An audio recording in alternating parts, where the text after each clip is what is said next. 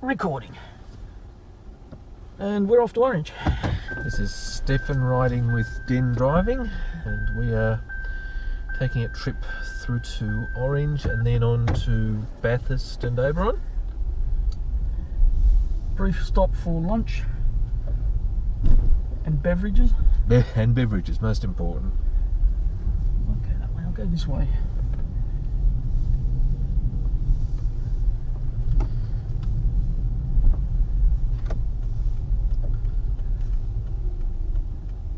Let's just walk the family out into the middle of the road. Out in the middle of the road, yeah. Only a couple of metres away from the crossing.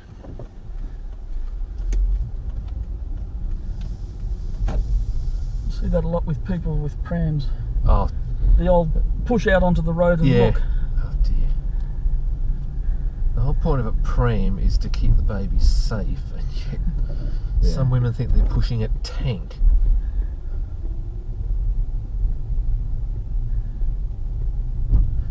Lovely day for a drive, nice blue sky. Nice day for it. Raining a little bit earlier on, but the rain has very much eased up. I don't think we're going to be getting more rain today.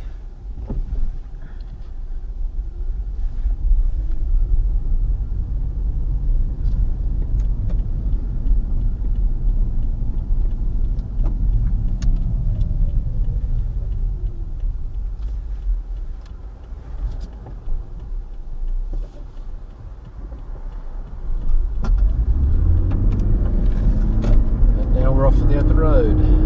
Not quite. Well, Soon. it's open enough.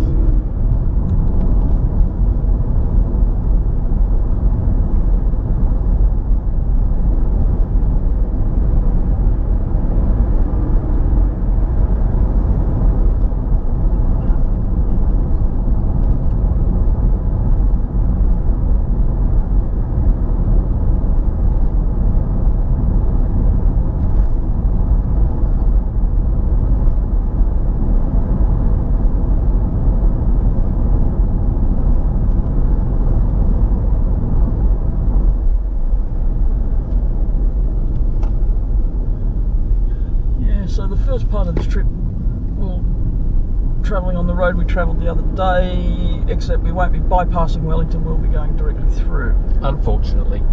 Never mind. It's a good road. And there is a possibility that we might see some trains, but it's the luck of the draw. Possibility we might try some beers.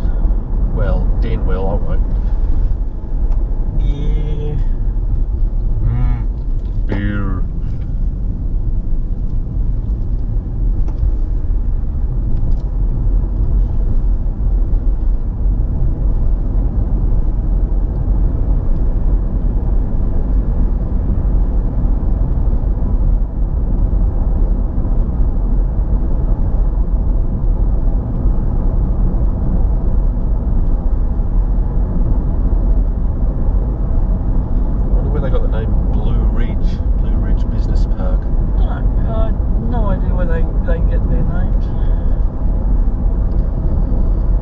Part of the world there's plenty of blue sky. I wonder if that's got something to do with it. It's the only blue entity I know of.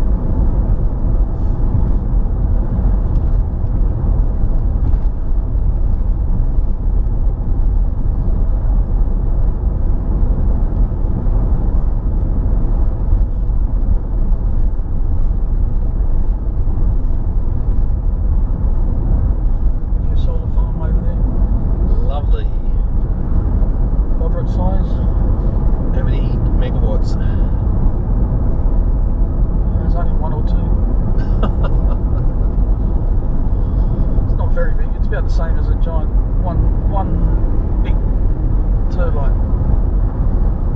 How many assemblers does it power? I don't know. I don't think Factorio translates to real world. No, it doesn't. I'd still like to see that character's idea of a food Factorio come really. That would be good. Bentham's food mod for Factorio turns everything into food.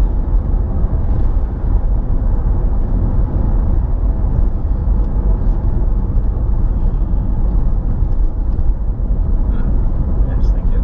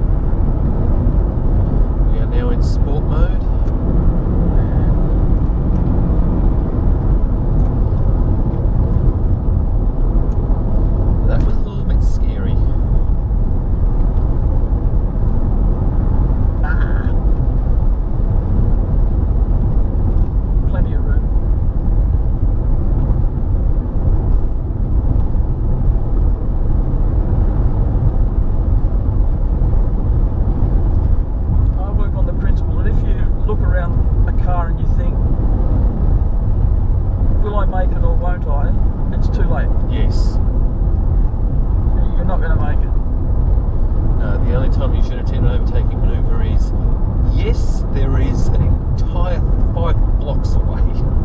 5 blocks isn't enough.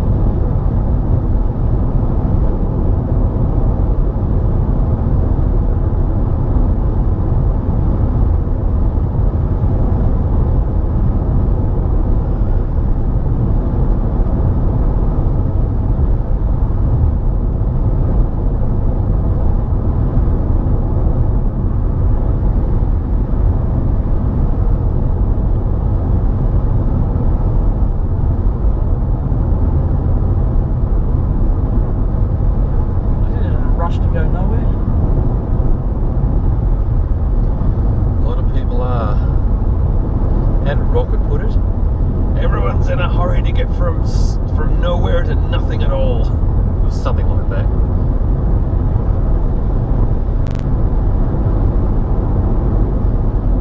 I think it was to get from something stupid to nothing at all.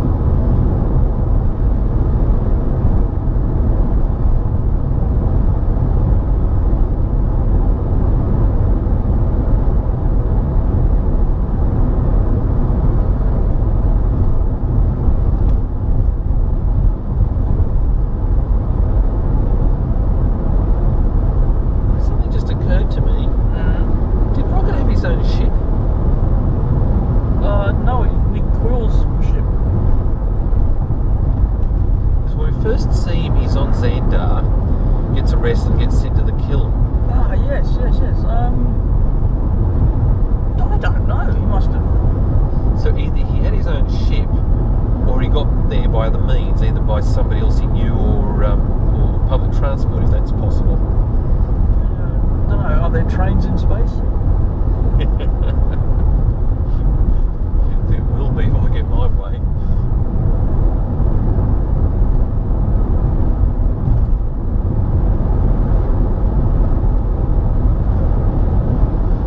Elon Musk, you've put a car into space, there, here's your real test. You got a lot of criticism for that, for putting a car in space. I'm not surprised. Well, a test launch usually puts a dummy load in. Yeah. It would have been about 1.5 tons of concrete or an old car. I mean, relatively old car. Yeah. So an old car does it with a bit more style.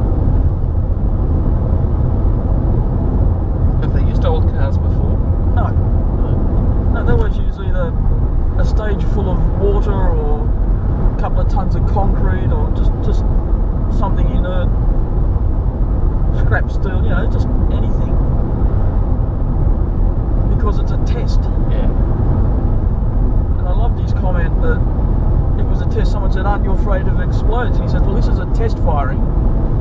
There's a 50-50 chance it will work or it'll be really exciting." That's a good answer. What is it the Kerbal says in the Launch Control Centre? Excellent. Let's stand by for the fireworks. Lift off. Something like that. More boosters.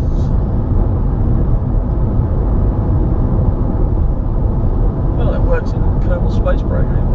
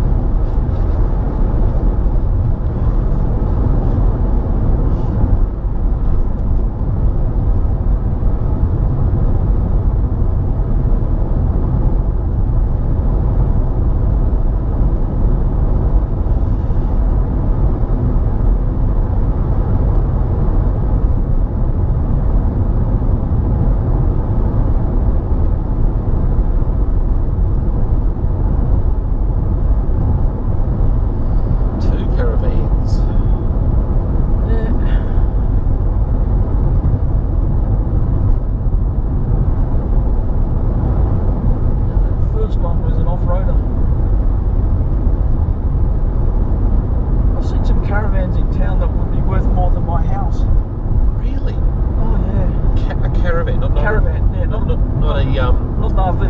yeah. Huge things.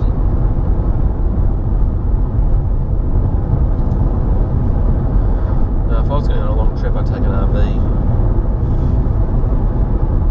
If I was going on a long trip, I'd be staying in motels. I'm done with camping. Staying in an RV is not really camping. Well, they've got glamping. That's it. Glamping. Glamorous camping. Glamorous camping. I've never worried about staying in a caravan park. I enjoy it. Of course, having blood that stays warm at 0 helps.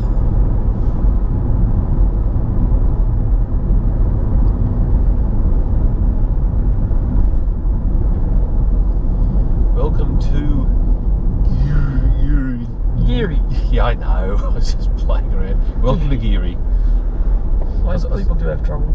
I was trying to do what Clarkson did when he was doing that hovercraft race across St. Petersburg. We would start at the Vostochny Yacht Club and travel across the city to the palace at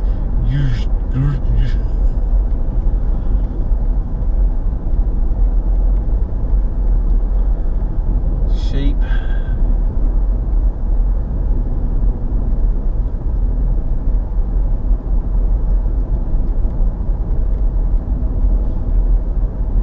A small town on the road to Cowra called Canoundra. You always know who the tourists are because they pronounce it Canawindra.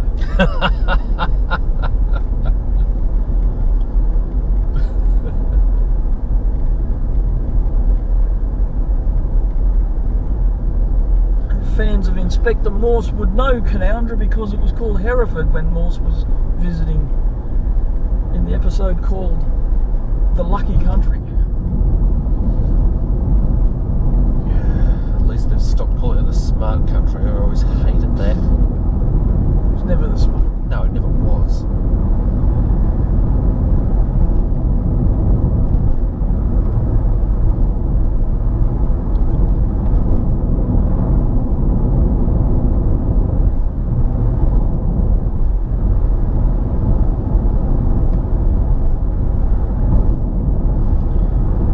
Visibility paint scheme for cars is becoming more popular.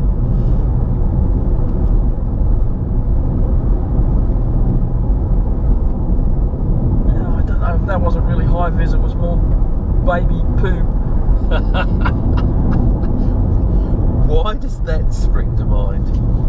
That's that colour, baby vomit, yellow.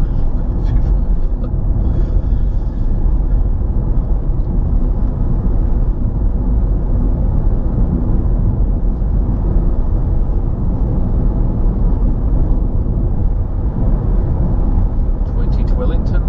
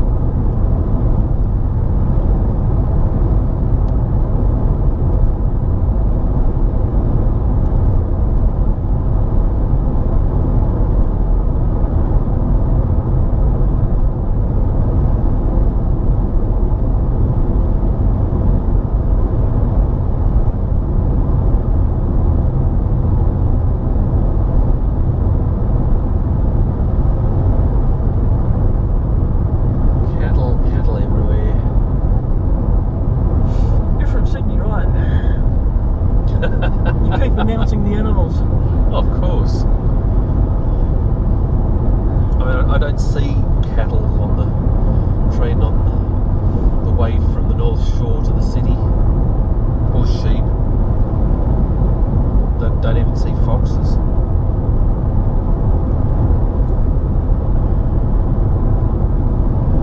We had some urban foxes in Richmond.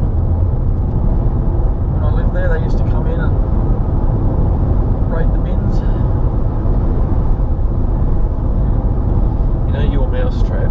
Yeah. The one designed in the 19th century and built on the 3D printer. Yeah. I would love to make one big enough for a fox. You can buy traps That big? big enough.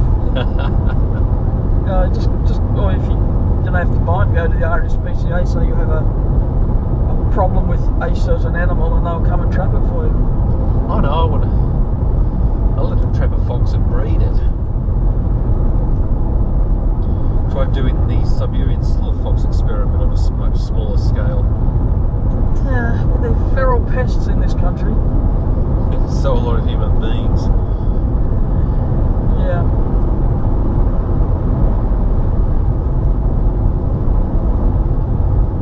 There's no way I can do it while living in the city though.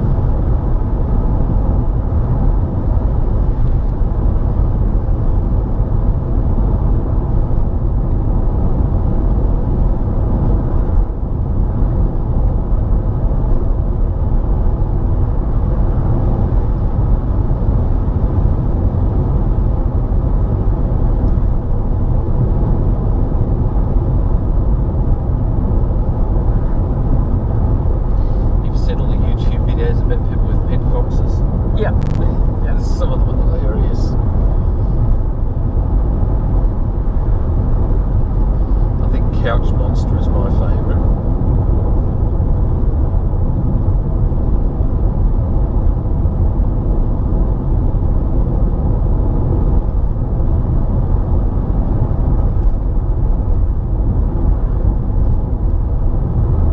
Sunflower. Is it real or was it just a prop? No, it's real.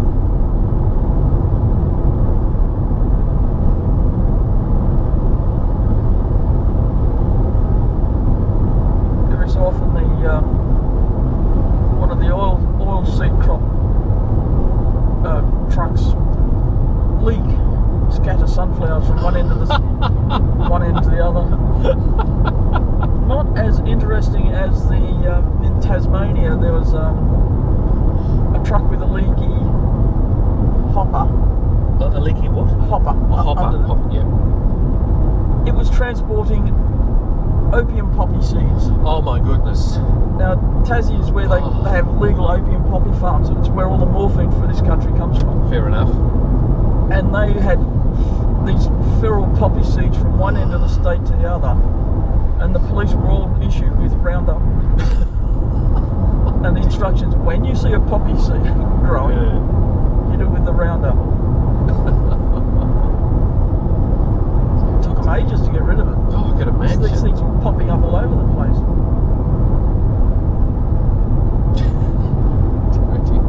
No, I laughed when you mentioned that sunflower seeds escaped from a hopper, because up near Werris Creek there's a whole bunch of sunflowers growing on the road, and I was wondering why. Now I know. Now you know, yeah, the trucks leak.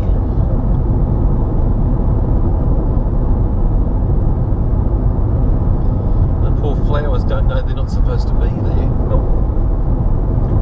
So they are technically a weed because they are growing where they should not be. But sunflowers gives the cockney something to chew on. Oh.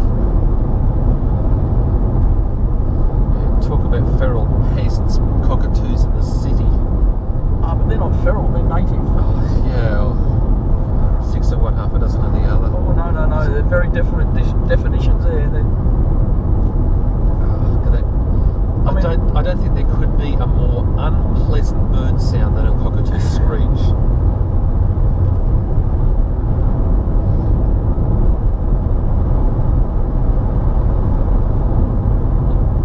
They're not feral, but they are a pest. Oh, I know. By strict scientific definition, they're not feral, but they certainly behave in a feral manner.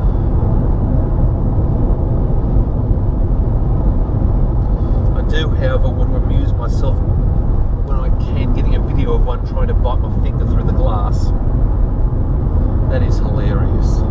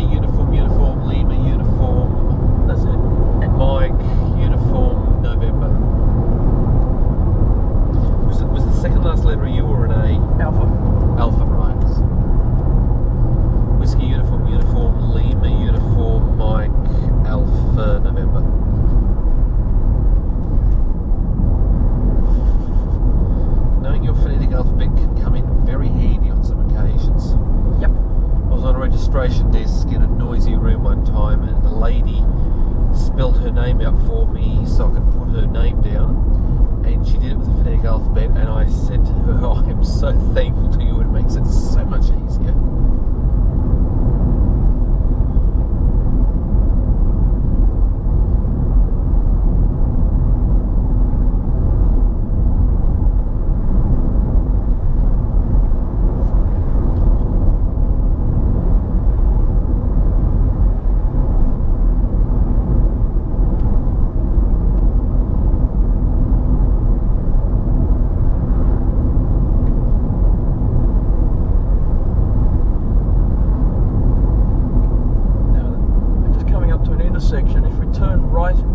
Australia's oldest pub is down there, but it's not oldest continuous use pub. It was spent about 30 years as a house. That's why I have a beef with people that say Doctor Who's been the longest running science fiction series. It's had a long period. It had a very long hiatus, and I think Star Trek may have been running longer than it has. I got to need one of those drinks. Yeah, I have one for me too. Oh, you want one? Yeah. Okay, so you can have this one. There you go. Thank you. Lid's just down here.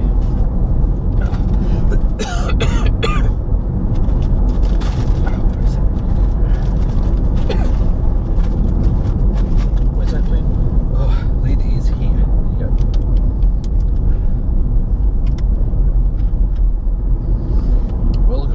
Welcome to Wellington. First thing you see is a KFC sign. It's typical. Orange, that sign's green. Did it give a distance or just a direction? Direction only. It was not a vector, it did not have direction and magnitude, it just had direction.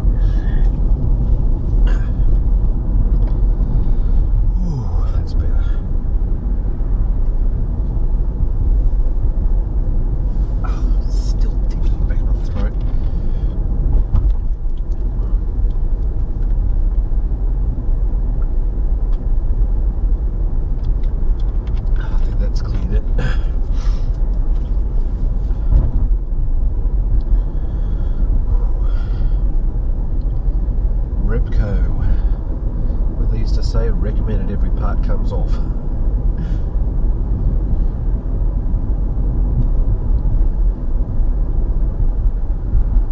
Oh, I like the ornate street lighting here. Yeah, they did a good job on street lighting. It's not as good as Dubbo, but I still like it.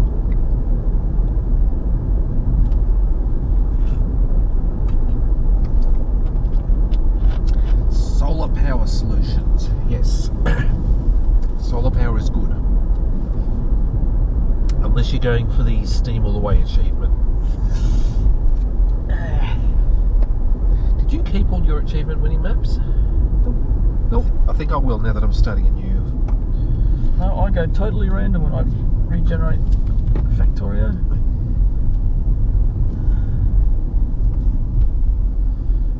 I won at least 5 achievements on one map, so I kept that.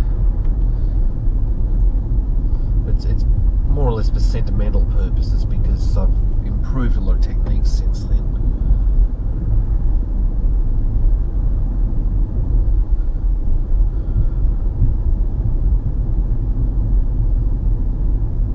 God, this city has a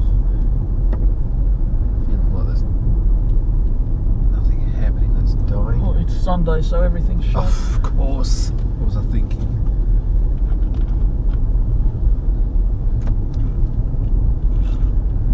And being so close to Dubbo, a lot of businesses have gone. They've just shut down Yeah. permanently. I mean, look at this along here. It's just half the shops along here are shut. Reminds me of Newcastle. Government needs to have a decentralisation policy, especially with the rate the population's been increasing. They tried to do it back in the 70s when Gough Whitlam was Prime Minister. Tried to decentralise, tried to get a lot of government work out to Orange and Bathurst. Was any of it a success? Yeah, some of it was. Good. The Department of Agriculture moved out to Bathurst. No, Orange. If they moved my job out to a country city, I'd be very happy. Goodness knows it could be done. Nearly everything I do is on the computer. Yeah, you don't have to be in Sydney, do you? We do occasionally have face-to-face meetings with clients, but it's getting far more common to have conference calls instead.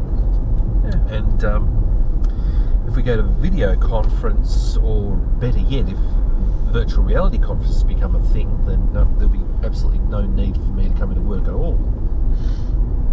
Although I do have an excellent team I work with, and it'd be a shame not to see them.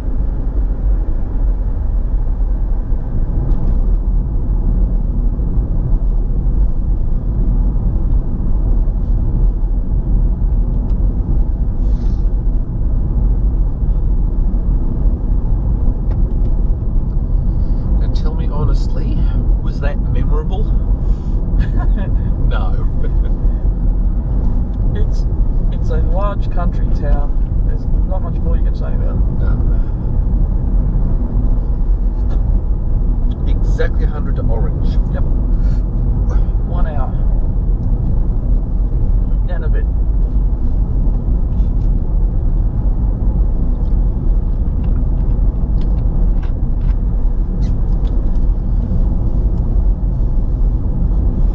Now that sign back there said 100. The sign we just passed said 98. And there was definitely not 2. It was definitely not 2 kilometres between. Didn't know they were allowed to use poetic licence on signs. You're not supposed to. Maybe they thought 100 looked better than 99.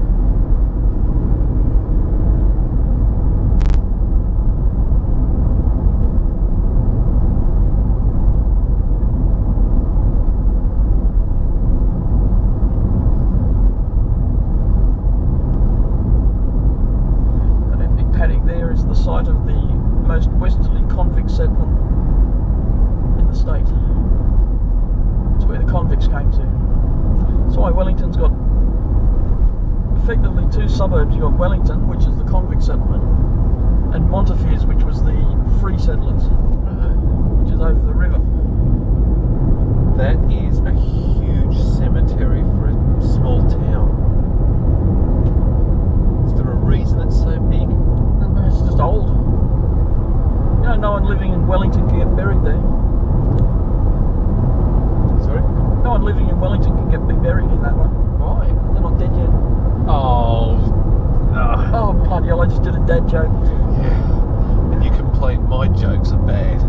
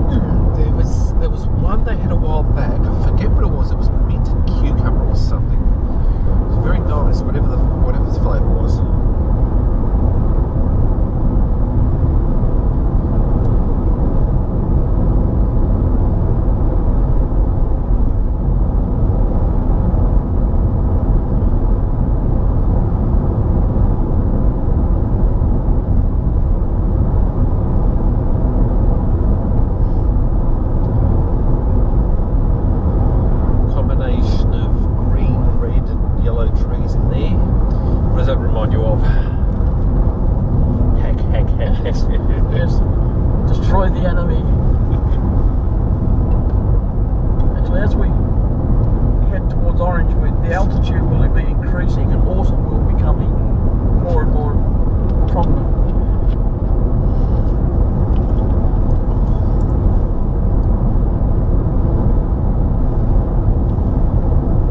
Where's your drink going? It's in the door. Oh, right. Of course. I keep forgetting that.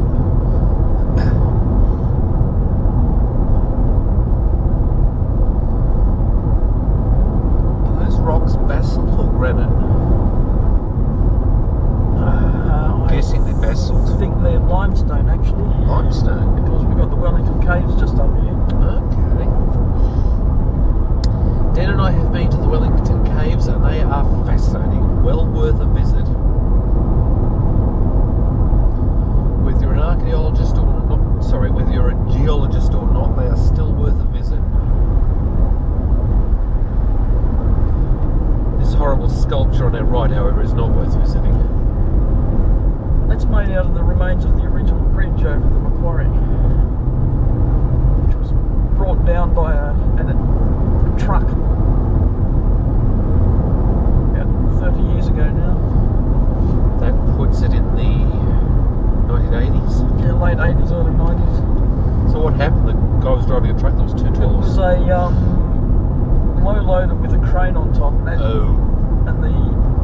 the boom of the crane bent one of the major support members and basically shrank the bridge and made it fall off the support. Put the bridge into the Macquarie. Oh dear. And a couple of cars and the truck. No one died. It's injuries, but no one died. Glad to hear it was all right.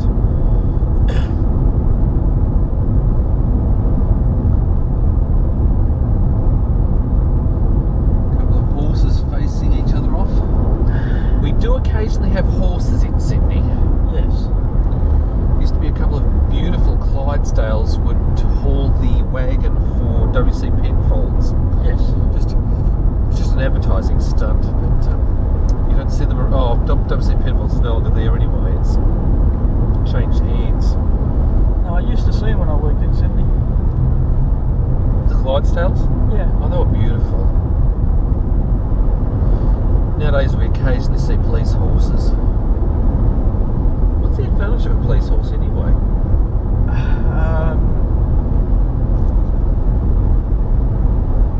They can go places motorbikes generally can't.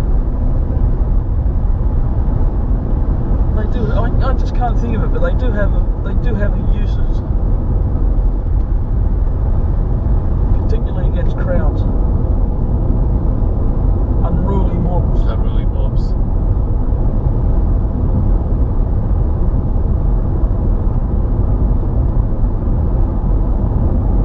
I just realised there were no police horses in the ZPD.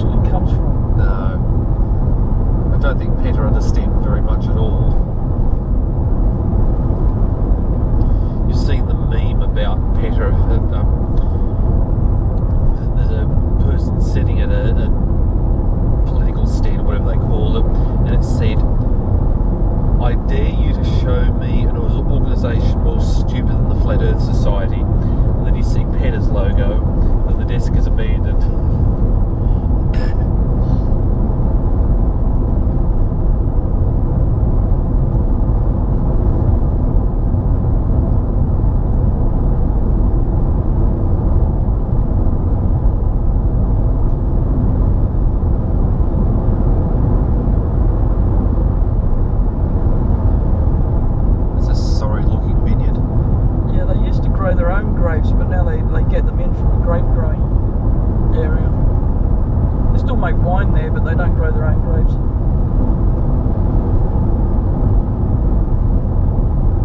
There's a bush church.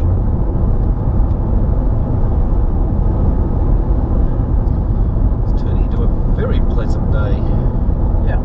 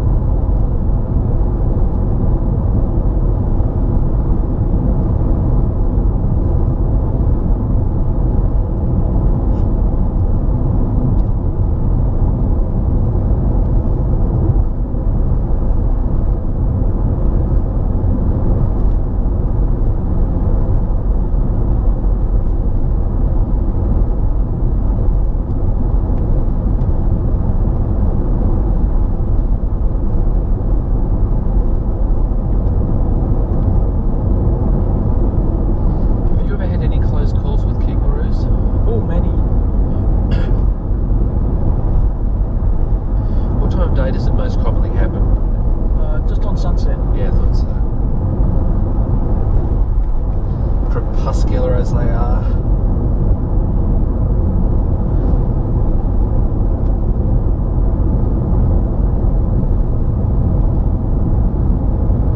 Orange 80.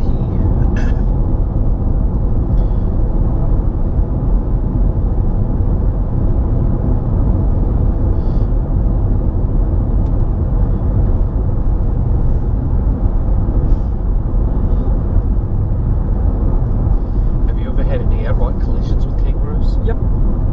One.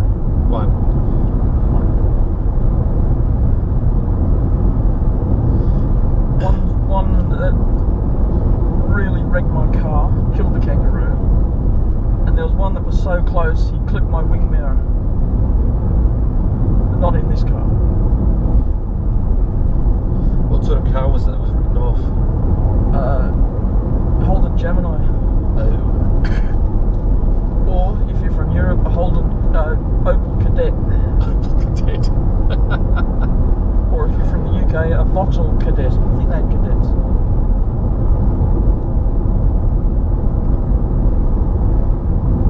It was a small four-seater. Oh yeah, I know. It's what Richard Hammond drove in the Botswana challenge. No, now he drove one of the very early model Opel Kadetts.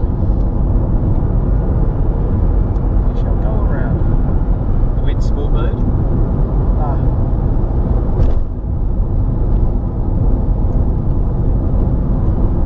No need to rush. No, there wasn't another car for in sight for miles.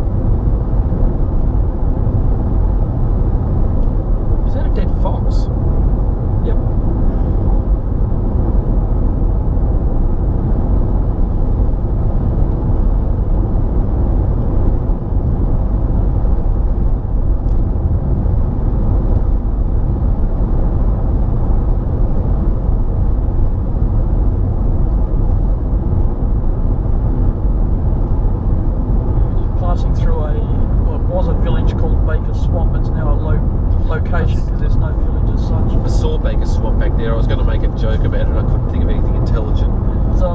this flat area off to our right used to be a swamp, but the erosion's now carved a gully through it and it's drained it out just through natural processes.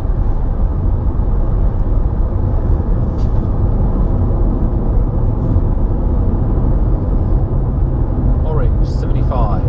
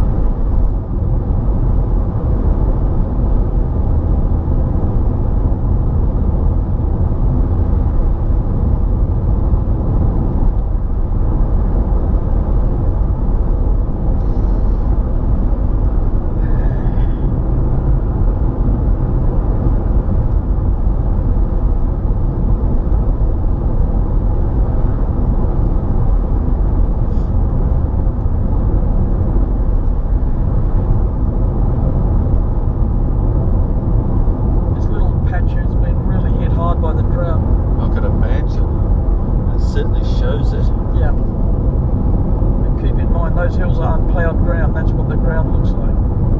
There's absolutely no grass left on it. Are those grazing hills? Yeah. Yeah, no surprise. We need far better water management in this country. The farmers have dropped their herds and flocks right back to what is basically just the breeding stock, yeah. The breeding seed, because can't afford to keep a decent herds anymore. What do they do with the non-breeding animals? Do they send them to slaughter? Yeah, well, they get nothing for them. Yeah, that's what I was expecting. It's just a case of cut losses.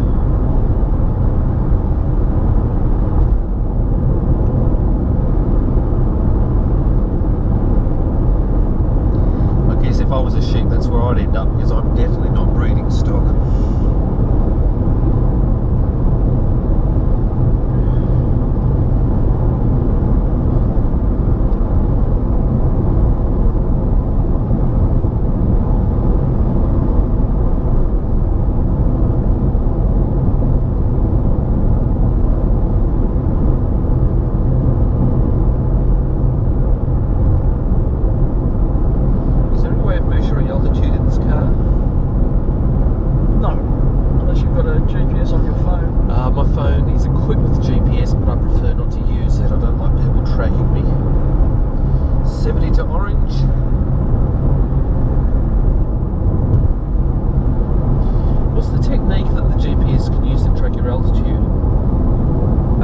Same way it tracks your distance. Well, latitude and longitude I can understand because that's the position of the satellite. Yeah, but with multiple satellites you can also track altitude. Ah, of course. You know, if it was only 3 or 4 satellites, it'd be difficult, but so many up there. Did you ever see an old series on television called Connections with James Burke? No, I didn't. That was brilliant. If you can find it, look at it, you know, watch it. This was filmed in the mid to late 80s, and he's demonstrating one of the first GPS units. And he says, with the flick of this button, I can get the exact latitude and longitude of where I am right now. And he throws a button and it takes about 10 seconds. These days everyone carries one around in their pocket. Yeah. So it's called Connections, which channel? Come from BBC. BBC, right. So, in essence, similar to what we had in Australia with Towards 2000 and Beyond 2000? No, it was more of a history. It says, to know where we are heading, we have to know where we've been. Exactly right. You will follow the connection, the historical connections of investigation science from the past, how it gets from there to here, and where we would possibly be going. That does sound interesting. I do want to watch that. I love learning about the progress of how we got from A to B in certain branches of science. Yep.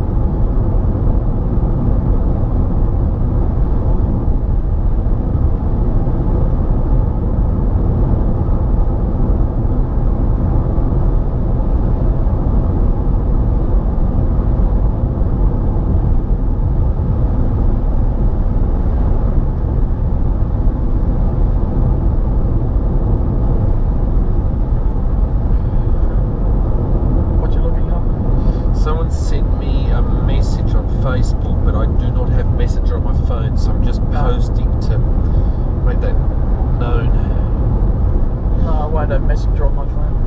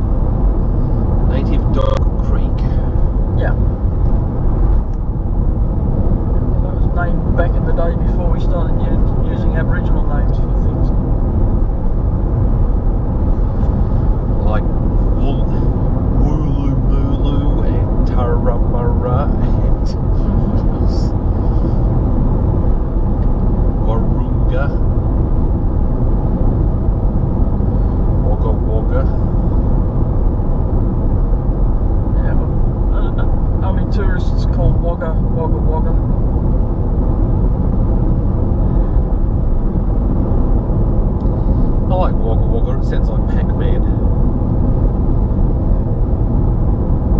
Sounds like Fuzzy Bear. No, he used to say, Waka, waka, waka. he'd say it with a K. Waka, Yeah. waka, waka. I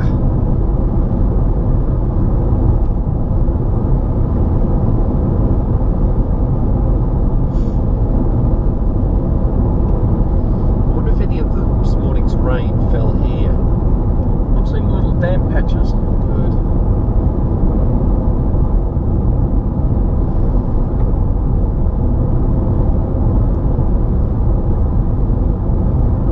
That amount of rain was enough to freshen things up a bit, but nowhere near enough No. rain to force. We need sustained rain. We need about 4 weeks of moderate rainfall. What we really need is better water management in the country. There should be water pipes bringing it from where there's abundant water to where it's needed.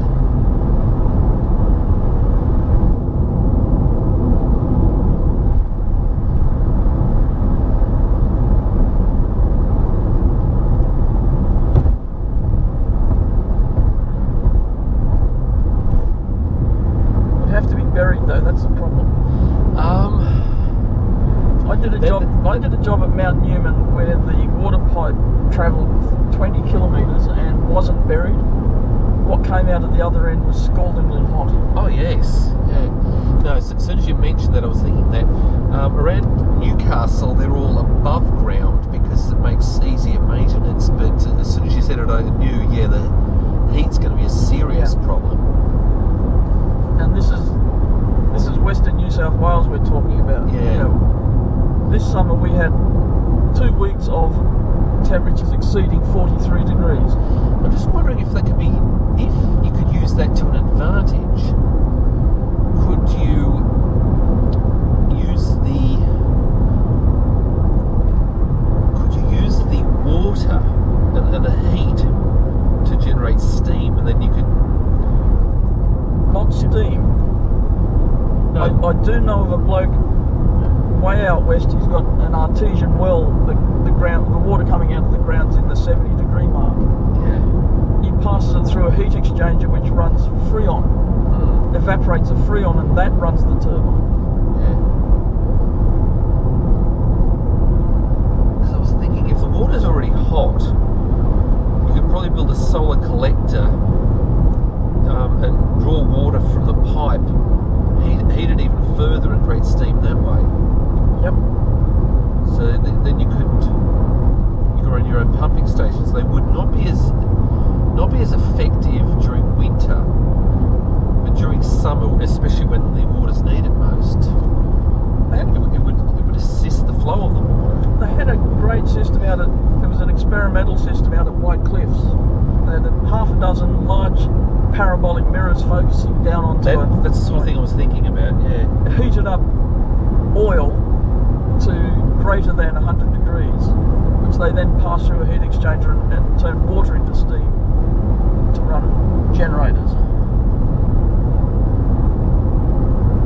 And it was very good. It was quite low maintenance, but funding ran out, so they stopped using it. Pity.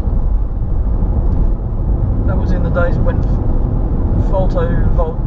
photovoltaic cells were what NASA used and no one else used.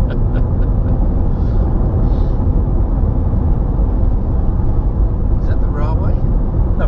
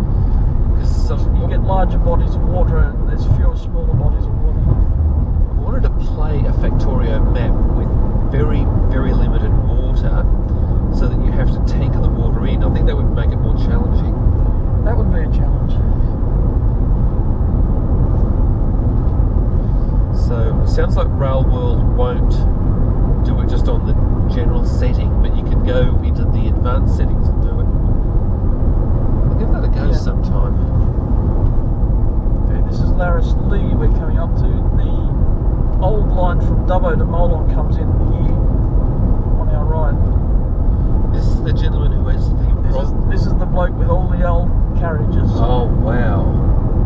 Look at that. Is he a member of any historical groups or anything? Nope. Whoa. There's a couple of red rattlers there. Yes, I can see them. Looks like U-boats. Is that a Melbourne tram? Or possibly even a Sydney tram? It's a Melbourne tram. Melbourne tram.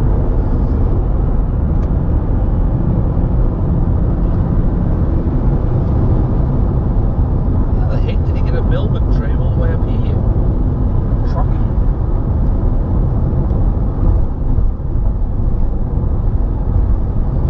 Any idea how old the bloke is? No. Don't know anything about it. I don't think he appreciates When the occasional visitor either. Because when he eventually passes away, all of that's going to end up as scrap. I don't know, they'll have to auction it. And there are a lot of people watching that site.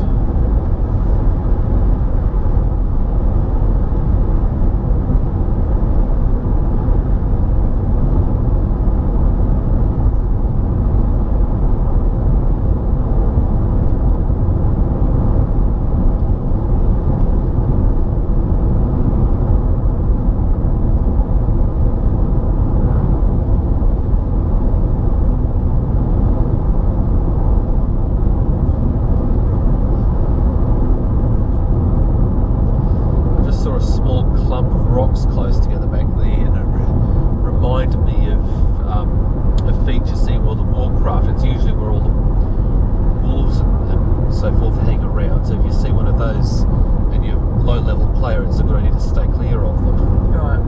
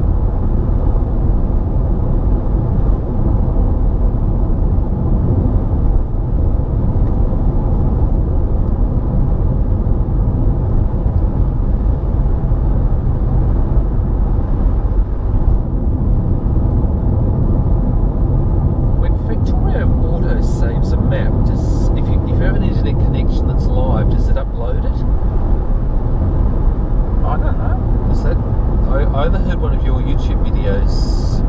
Somebody was saying that they thought they'd lost all their maps, and they found that some of them were. Oh no, that was MacLeod talking about Kerbals. Oh, Kerbals, right.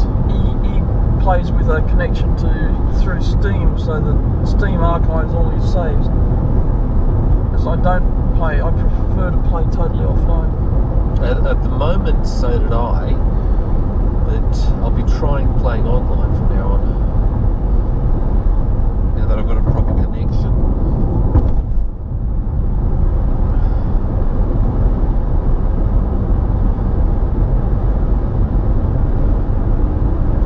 You can tell we're getting higher up. Those clouds look a lot closer.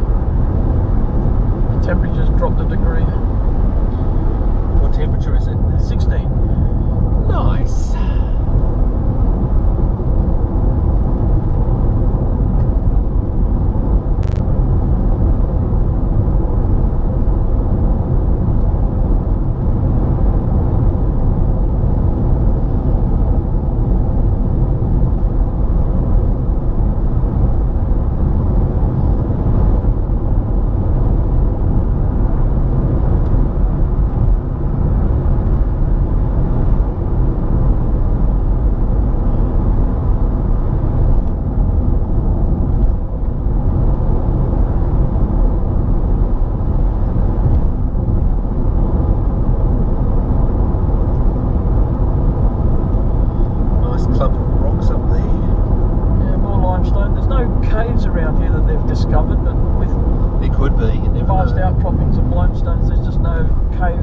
reach the surface.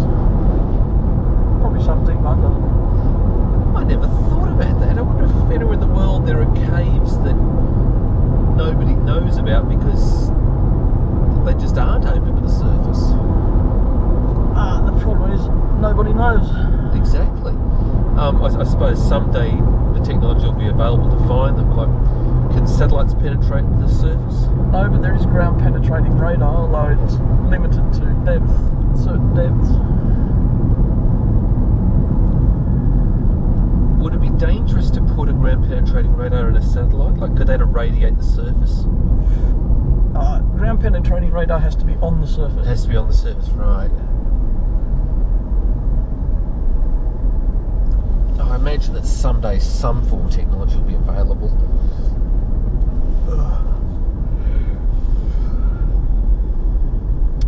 Railway. That's the line to Parkes and Perth.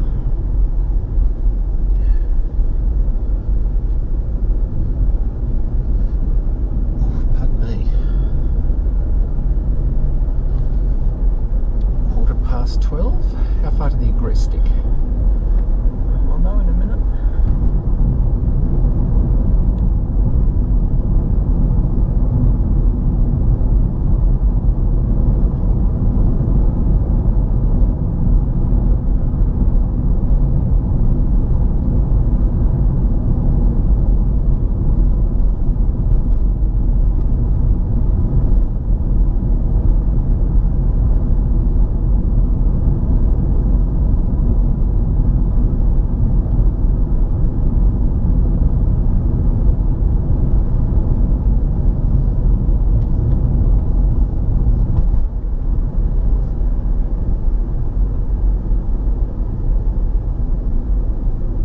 So we're in Merlong now.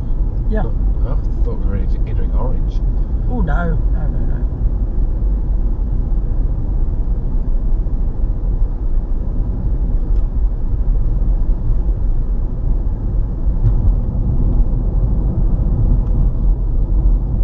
You notice autumn is very well advanced here. Oh yes, it's quite pretty.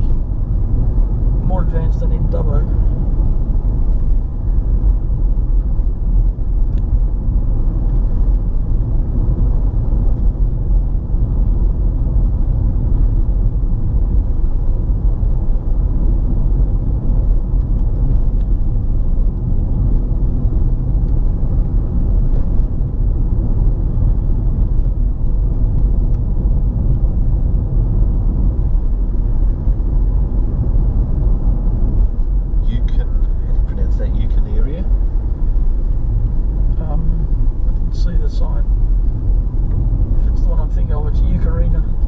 That's it.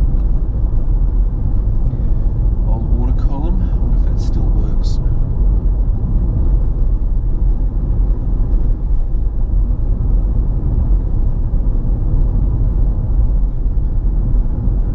Was it Grain Corp that got in trouble for supplying grain to Saddam Hussein? I think they did.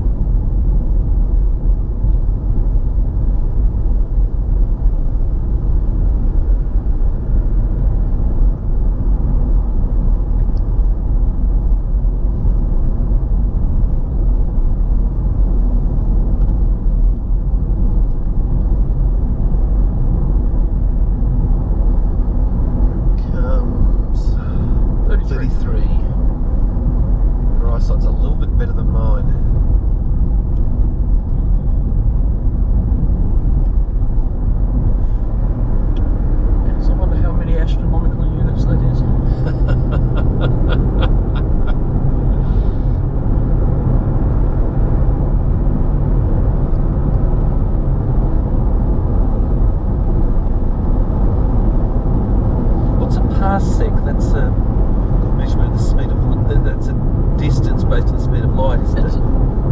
Speed of light over, yeah, it's not just a distance. So the speed of suspended light over time. Yeah. I used to know stuff like that. It just fell out of my head. Well, let's find out.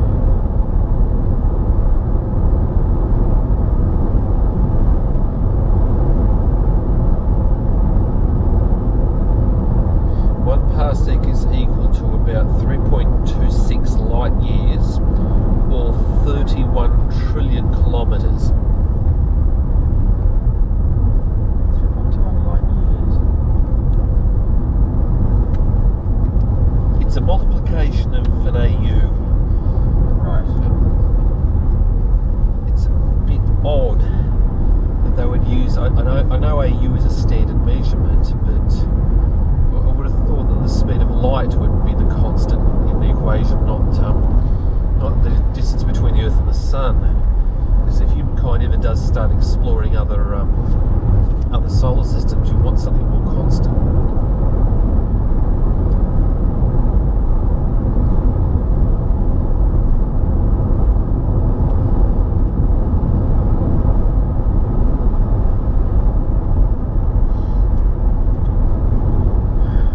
So doing the kettle running 12 parsecs. 12 parsecs, yes. Doesn't make sense.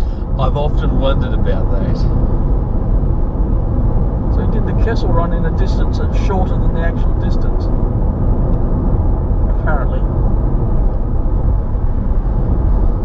To me, it would only make sense if... Because when they talk about hyperspace, that's the ship travelling at the same speed, but because it's in hyperspace, it's not relative to normal space. So...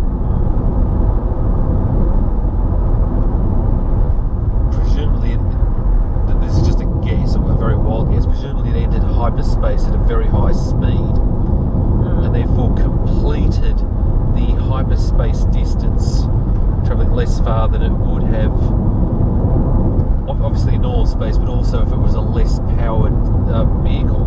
Yeah. It's the best way my brain can comprehend and explain it. I do like the method of travel they used in the novels Dune. They had these navigators who could warp space, and so you'd sit in a ship and the navigator would warp the space where you wanted to be until it intersected with the space where you are, and then you would put the ship from the space where you are into the space where you wanted to be, and then unwarp the space and you would be where you wanted to be. Yeah, they've used that theory. I'm not that familiar with Dune, but that is a familiar theory. They've used it in a few things. I don't know if you ever saw the horror science fiction film Event Horizon, but yeah. Yes, well said. Yes, I saw. Yeah, that's basically what that spaceship was designed to do. It was supposed to use gravity to warp the space between 2 points. I suppose they threw money at Sam Neill until he took the job. Probably. It's just a rubbish story. If you have a rubbish story, then no matter how well a film is made in other ways, it's just not going to work. I love Michael Caine's explanation of why he appeared in Jaws 3. They paid me a lot of money. I prefer Dennis Hopper's explanation as to why he was in what was that Mario and Luigi film? Mario Brothers. Super Mario Brothers. Super Mario Brothers, yeah. His son asked him, "Dad, why did you appear in that film?" "I needed a job and you needed shoes." Yes. And his son gave the most beautiful reply, "Dad, I didn't need shoes that badly." Fair enough.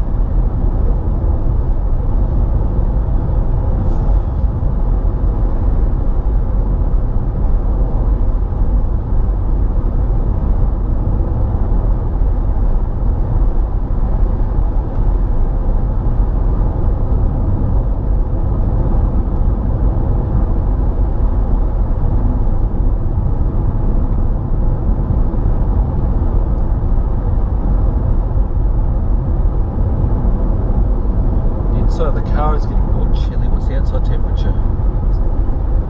15. 15. It's gone down 1 degree. Okay. Pump that up. Oh, I'm not, degree. I'm not worried about it. I'm just curious. It's noticeable chill. I thought it had gone down very cold outside. The sun is now blocked by clouds, whereas before it was a clear blue sky and Right. clear but clearish. We're doing 100. How fast is that SUV going? More than 100. Yeah. It's breaking the speed limit.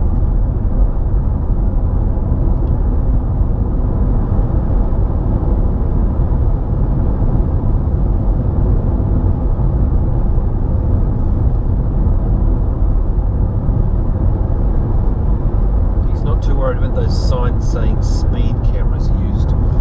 Nope.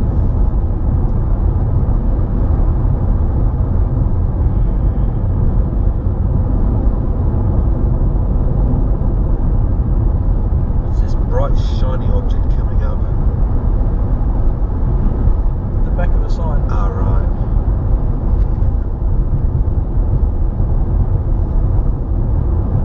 It's a little rest area in there.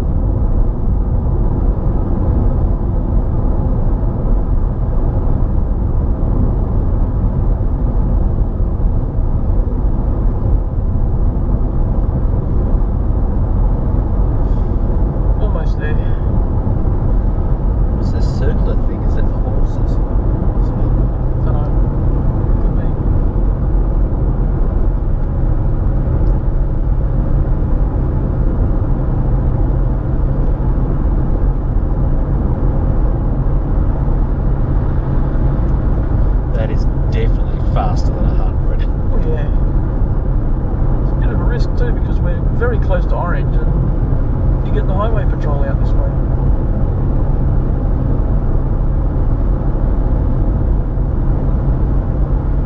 I don't care. I'm not speeding, I don't care. No, you know my motto.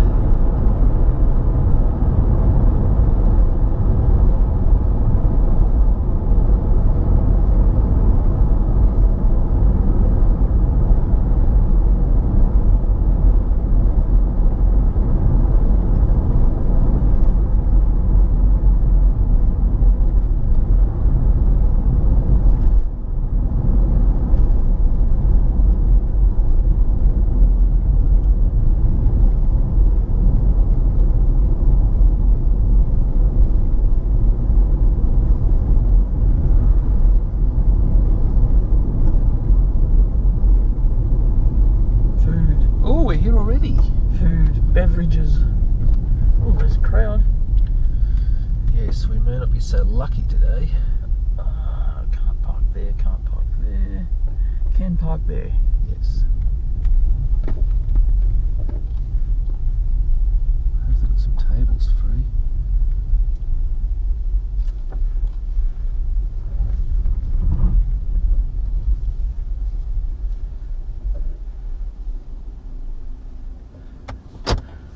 Pause for lunch. Yes.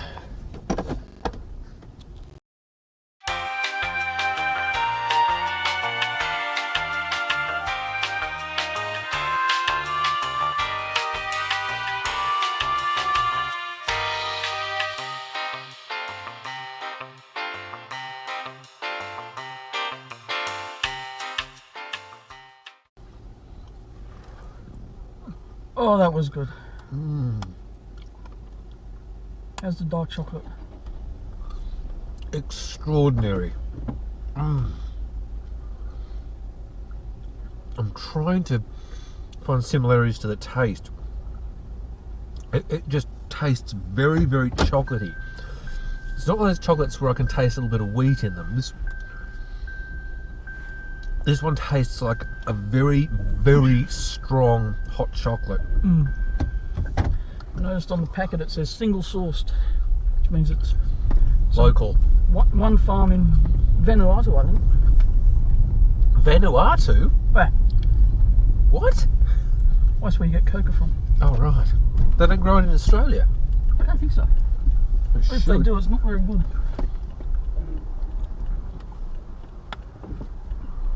To Oberon then. To Oberon.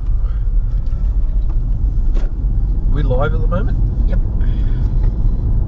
We are continuing our journey following a stop for lunch at the Agrestic and Orange. And I can tell you it was amazing.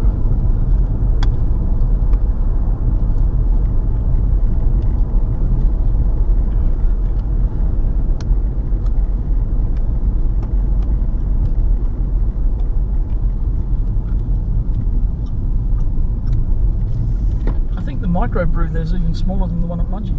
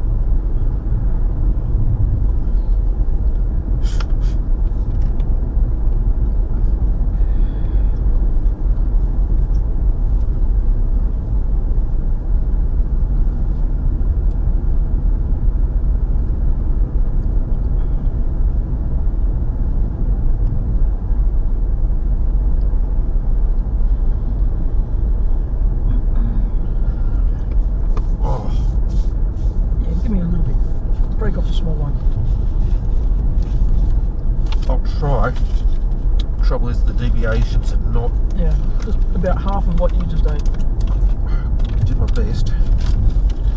Put it up here maybe. Doesn't appear to have any... That's alright, there. That's good, that's a good size. Oh wow. Yeah.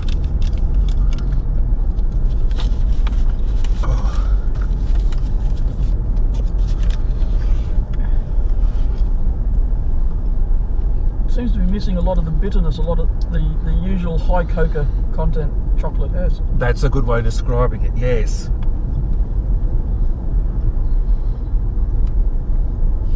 I still haven't found a way to fully articulate what it tastes like, but that's a very good explanation. Tastes good.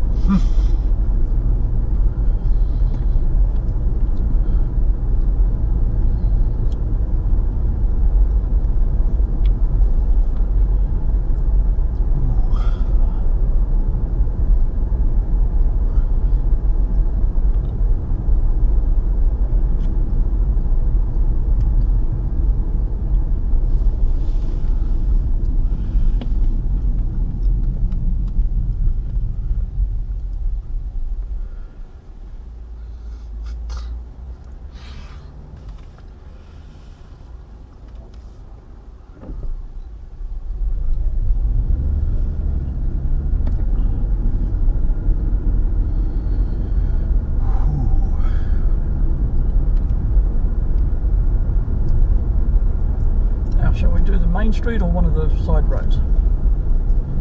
I have no preference for either, to be honest. Would the main road be quicker? No. Lots of traffic lights all the way down. Would the side roads be quicker? Definitely. Side roads.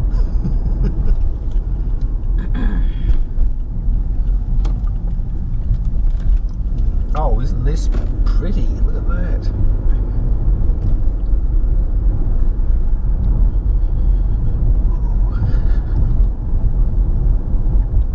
This is Bing Street. B-Y-N-G. Pronounced Bing. Oh. Follow the directions and bing! Now that nights are colder, you'll know what to do. Right on the boulder, just ooh.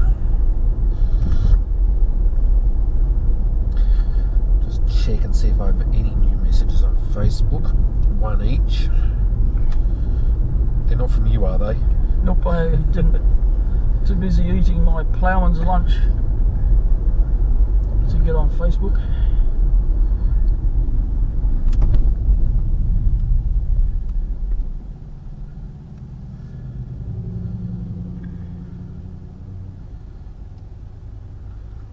I just saw a New Statesman, and that would really disappoint Pete. What's a New Statesman? Holden Statesman. Ah, right. Except it's got the Nice Chevrolet badge, which would disappoint Peter. He loves his Statesman, but he wants a Holden, not a Chevy. Okay, well, I have had one work colleague put a like onto my post about the Agrestic. That's the only message I've had. Nothing specifically about us being in orange.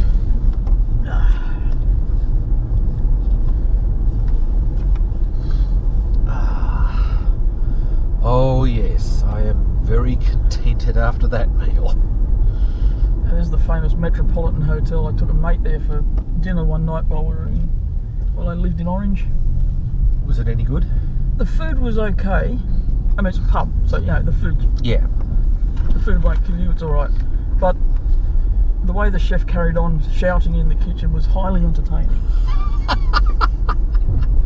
Because we had the hide to order oysters Kilpatrick, and the chef said they want oysters. I just put the oysters in the fridge, and we could hear him shouting from the.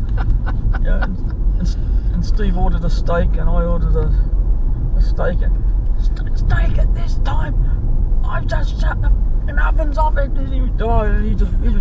we were just rolling with laughter. Rolling with laughter. It was hilarious. And this late order he's talking about was 7:30. You know, it was in the evening. In the evening, it was barely dinner time. Sounds a bit stupid. And he just went off. We could hear him. It was hilarious.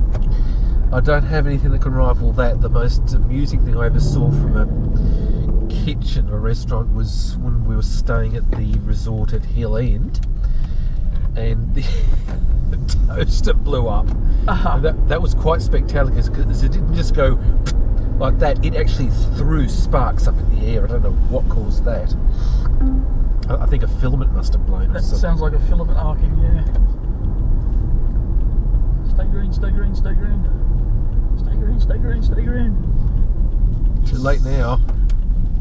Can't stop now. No, the definition is that if you see an orange, you must stop unless It's unsafe. Yeah, unless it's unsafe to do so, and we were right at the curb, so it was definitely unsafe. Ooh, I can still taste that chocolate.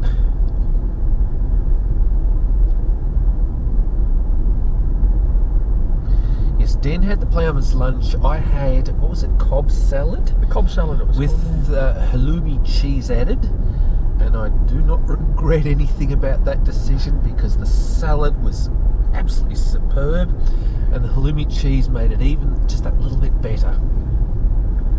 As I was telling Dan, it's like eating very tasty rubber.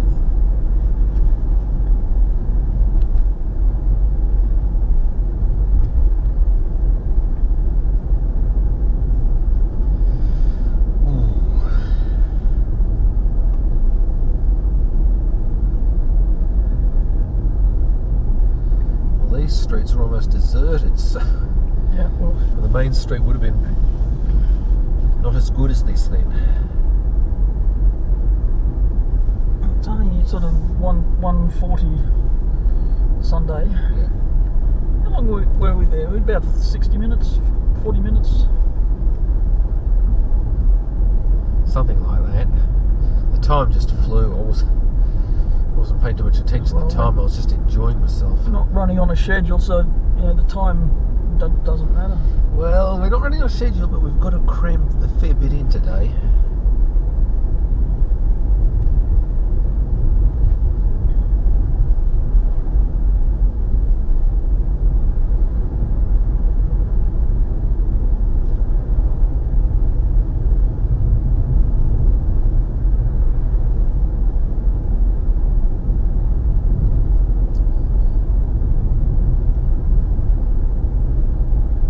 Isley Road Wineries, turn left.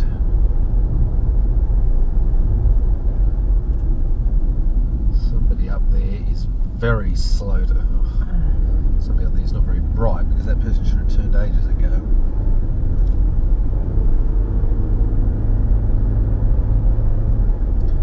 Hardly normal.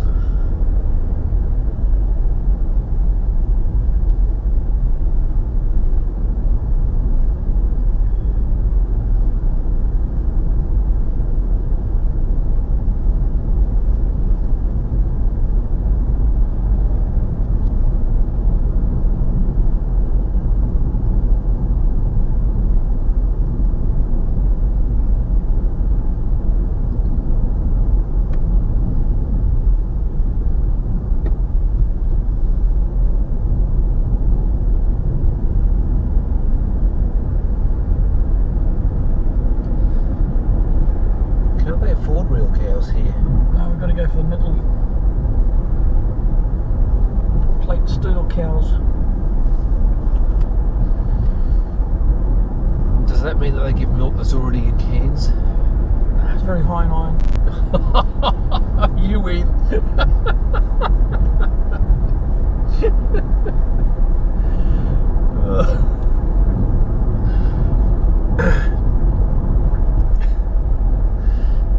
I think that was 30 to 15.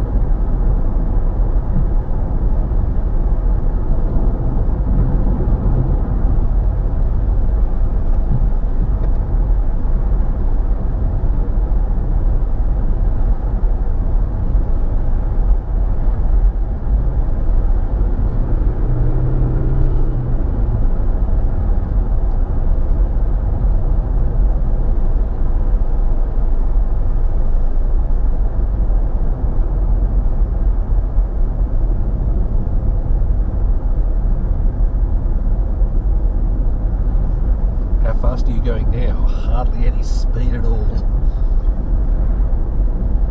Bathurst 51.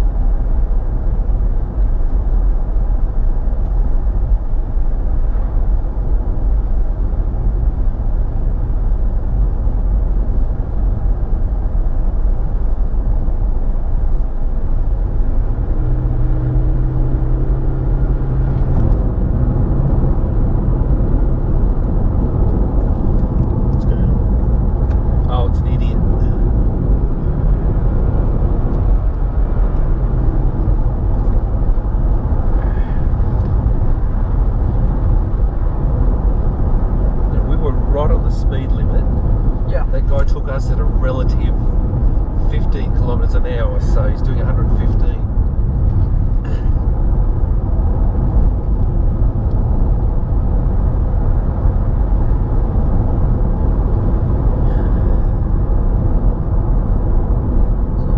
That's why you look in your mirrors before you.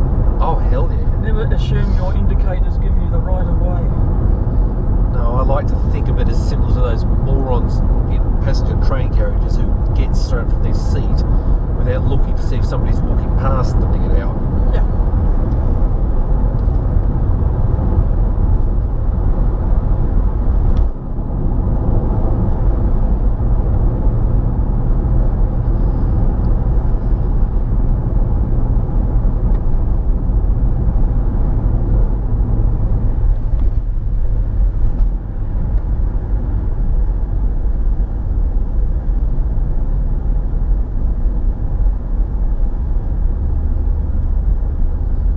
This town, Lucknow? Lucknow, yeah. Was a gold mining town.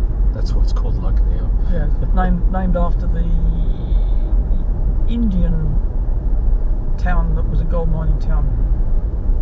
The Indian town? Yeah, a town in India called Lucknow. We've still got the old mine heads here. Is that what that is? Well done. Yeah. Just turned off. Yeah, that's the old mine head. There's one there on our left. They used to be the davits, they call them, I think. Those birds are on everything, they're even on the mine heads.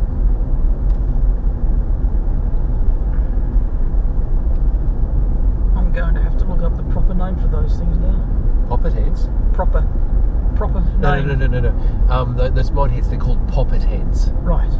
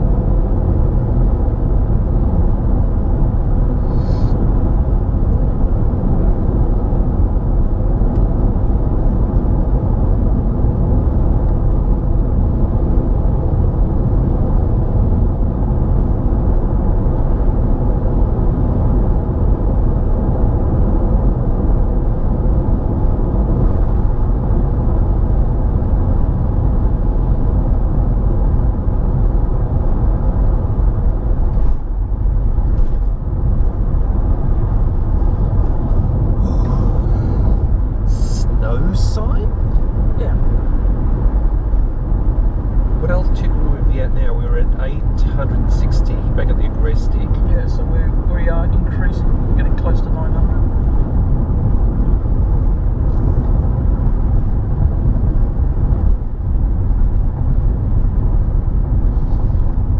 I can't believe D.H. Lawrence 1985 said it's hard to picture snow in Australia. Don't know why. No, me either.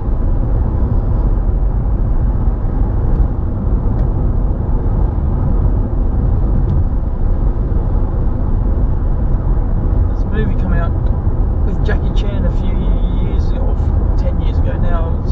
I think it was called Jackie Chan's First Strike. There was a big scene that's supposed to be taking place in Siberia where it's snowy. It was all filmed down near Thredbo. So he's charging around Siberia full of gum trees. Yes. Snow gums poking out of the snow. And if you didn't know they were snow gums, you'd be thinking, yeah, alright, but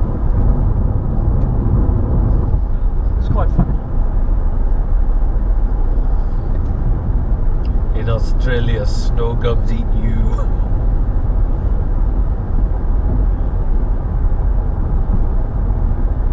We don't have, you know, the Alps like Europe or New Zealand, but we do have a large area of snow-covered land. Well, basically the entire dividing range south of Sydney has got snow, hasn't it? In winter. In winter it does, yeah. But once you get further south of Canberra, it becomes skiable depths.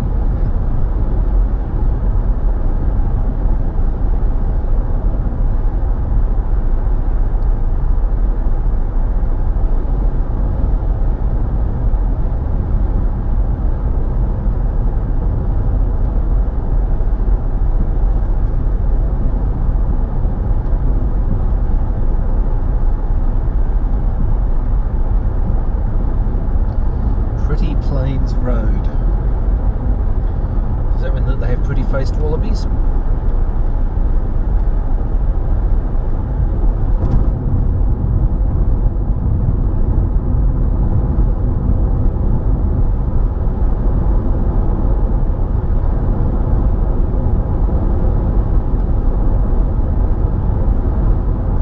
What region of Australia do they have pretty-faced wallabies? I don't know.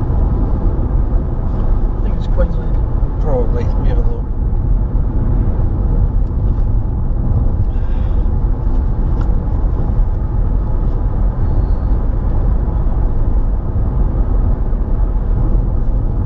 Wikipedia, pretty-faced wallabies.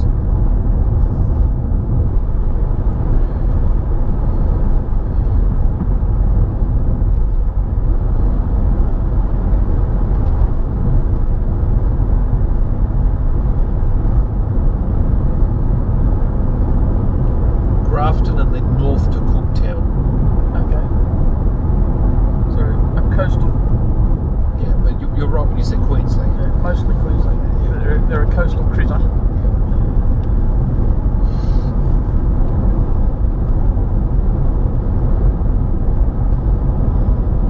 Coastal critter, whereas if Sam Starfall had crashed when he was doing the Jedi rocket thing, he would have become a crispy crater.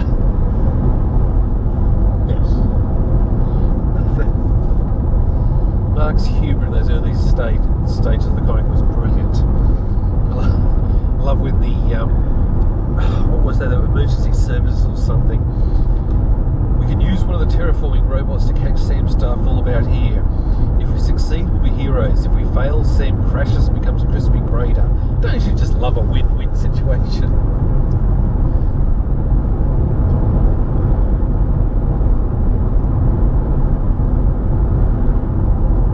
How that comics evolved from short, one-shot gags to long arcs, long story arcs.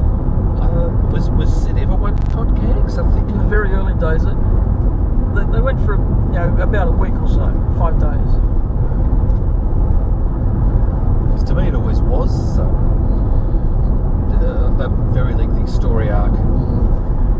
White Book started off as one-shot gags. Yeah.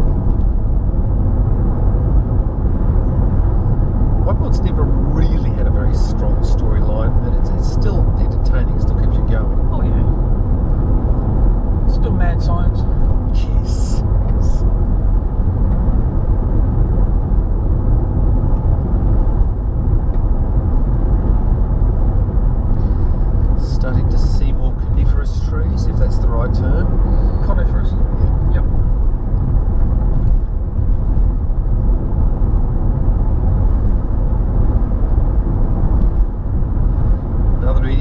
value his life or anyone else's.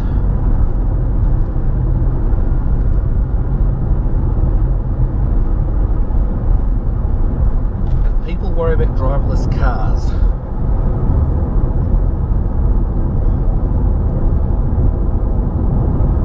The land looks more fertile up here. Most definitely is, yeah.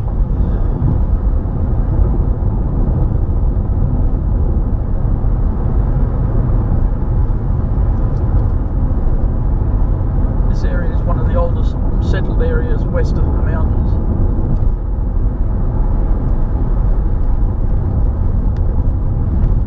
When the first explorers got over the Blue Mountains, they saw the Bathurst Plains. It's basically from Lithgow on.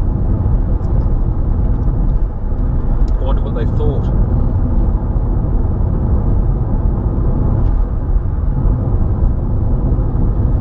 There we go. Pine plantations. Yep. Pinus radiata. Excellent building timber and pulp. What's that extremely rare tree they discovered that they thought had been extinct? On the Wallamite pine. That's the one, yeah. They're keeping the location a secret. Somebody found the secret and tracked dieback in fungus into the area. Oh, great. So some of the trees are dying now, and Damn. which means that the project to capture and clone as many trees as possible is probably the only hope of keeping that species going. I hope somebody had the sense to take some seeds out of them. Oh yeah. It's one of the first things they did. Good. Propagation of seeds and clone material. They should have made it a restricted area.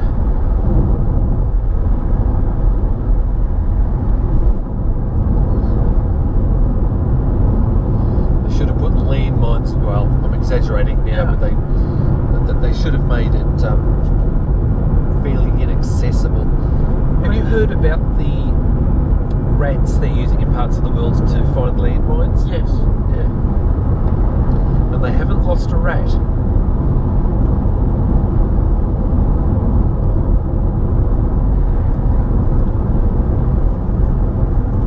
And the area of the Wallamite Valley where the pines are is already massively inaccessible. You need to be an expert rock climber to get there.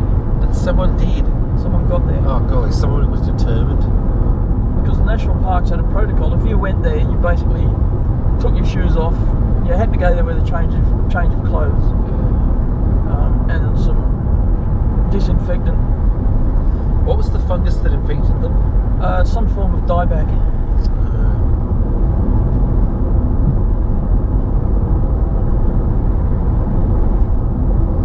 It's not as bad as that stuff that was in Nausicaa Valley of the Wind, was it? Not quite that bad. Not quite sounds worrying. Not quite, no.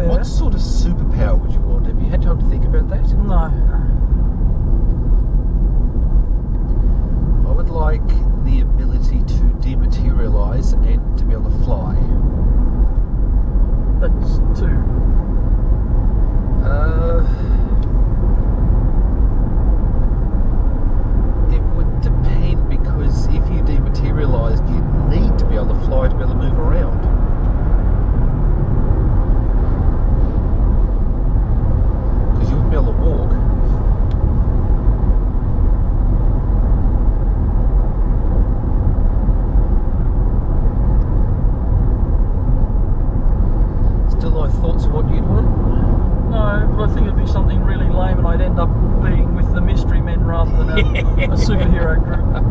I like the Mystery Men was not a great film, but I did like the idea that a group of mediocre superheroes would. Yeah, we're the other guys. We're the other guys. I think out of the Bowler was probably the most powerful.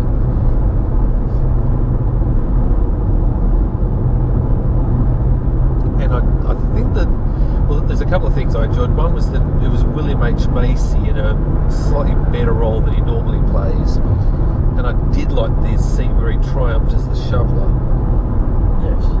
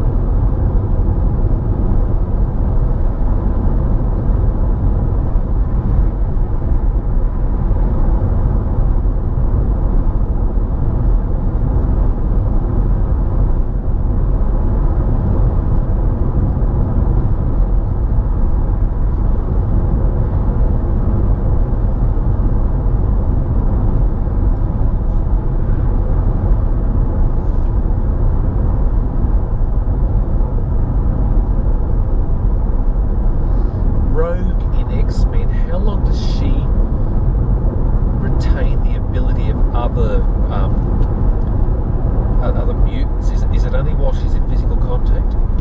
No, she obtains the power with physical contact. I think it's some hours.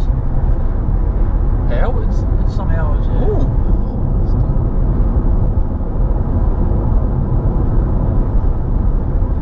So a really good question posed the other day. It said, you've got two superheroes. One is blind and uses echolocation to fight. Yes. The other one is an adrenaline junkie who requires gadgets and danger to fight, to be a superhero. A bit like Mr. Furious. Yes. So one was called Daredevil, one was called Batman. Which would you choose to? Which would you say belong to which superpower? I'm guessing Batman's the one that uses echolation, and well, I'm not familiar with Daredevil, so I'd put him as the adrenaline junkie by simply by process of elimination. Well, actually, no.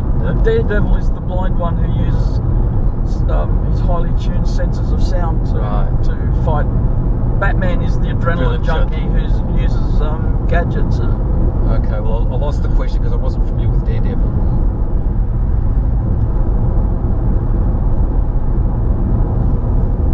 Daredevil's awesome. So he's blind? He's a lawyer in Hell's Kitchen of New York. Blind, but the chemicals that made him blind made all his other senses very, very acute. I've seen that in real life. My first girlfriend was blind. Her sense of hearing was phenomenal. Yeah, well, Daredevil can tell if you're lying by the change of your heartbeat. That's how good he is. And he's a good lawyer. He's probably the only superhero I've ever known who was a lawyer, apart from, what's his name? Captain Amazing in Mystery Men.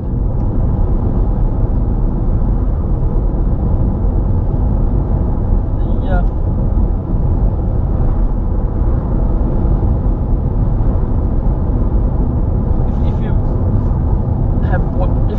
If you ever do get Netflix, you've got to watch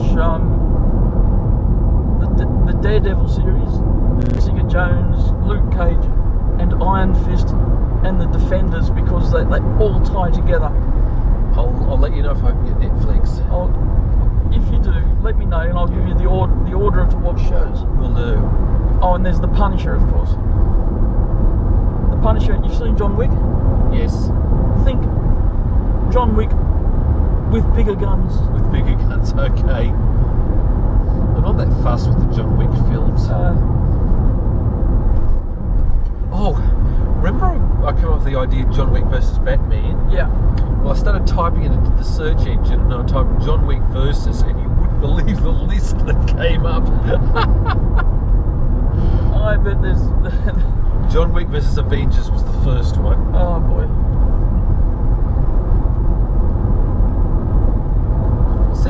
John Wick wouldn't stand against Cap. He couldn't do it. No, he wouldn't be able to stand against most of them. Let's try again. If there's a signal out here. This is why I wish we had holodecks, because if you had a holodeck, you could program characters to interact with each other, and then you'd find it for sure.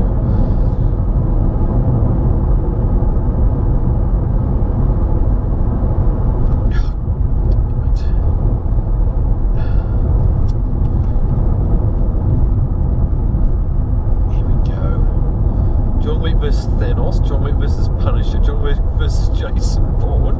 That would be interesting. Yeah. It's only showing part of the list. Here we go. John Wick versus James Bond. John Wick would win. Come on, more. That's only part of the list. Avengers didn't come up this time, just Thanos. Have you heard the theory of how Ant-Man could beat Thanos? Don't tell me, let me think for a few minutes.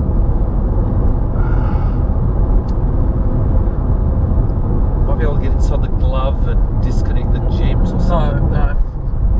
Ant-Man shrinks down really small. Yeah. Climbs up Thanos' bum. Oh no. And you can guess the rest. Yes. No, I would never. I don't think that way. I would never have guessed that.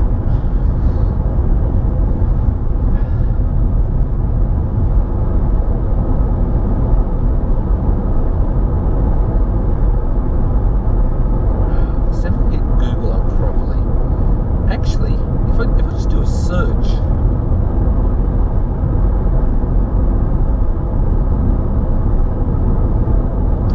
John Wick verse and press go and see what comes up.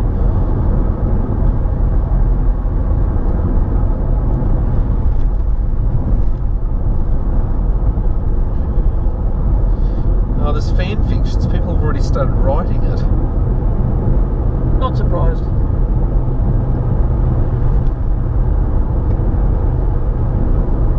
John Wick versus Ethan Hunt. I think John Wick would win that one. He definitely would. John Wick versus Star Trek.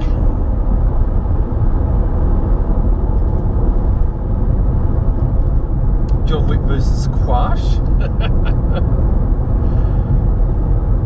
Who's Agent 47? 47? That's not Get Smart, is it? No. He was 86. That's 86. Right. Don't know who Agent 47 is. Who's Jack Reacher? Oh, yeah, okay.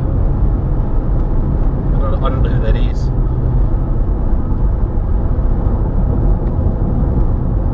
And that would be a toss-up.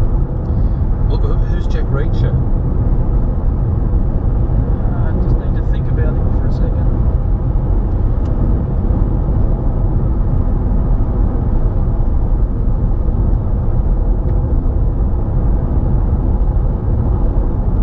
Is he a superhero, an agent? No, he's another gun for hire type. Oh, another hitman. Okay. It says John Wick versus the Accountant. I've got no idea who that is.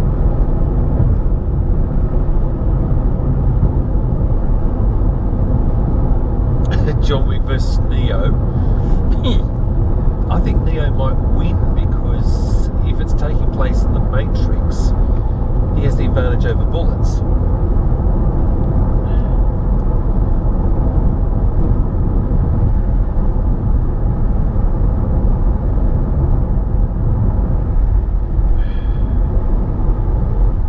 Yeah, that's all that comes up. Most people want holodecks because they want to interact with the characters, but Yeah. I'd like to have holodecks to create situations that haven't been done before. character against another, or even having cooperatives between characters from different universes, or redoing films with actors who were going to be cast in a role and then didn't.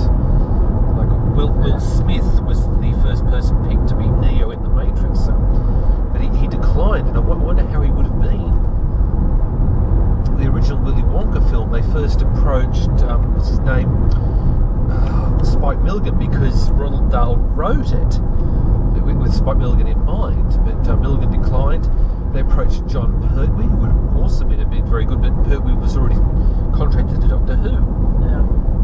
So those are three different things I'd love to do with a holodeck.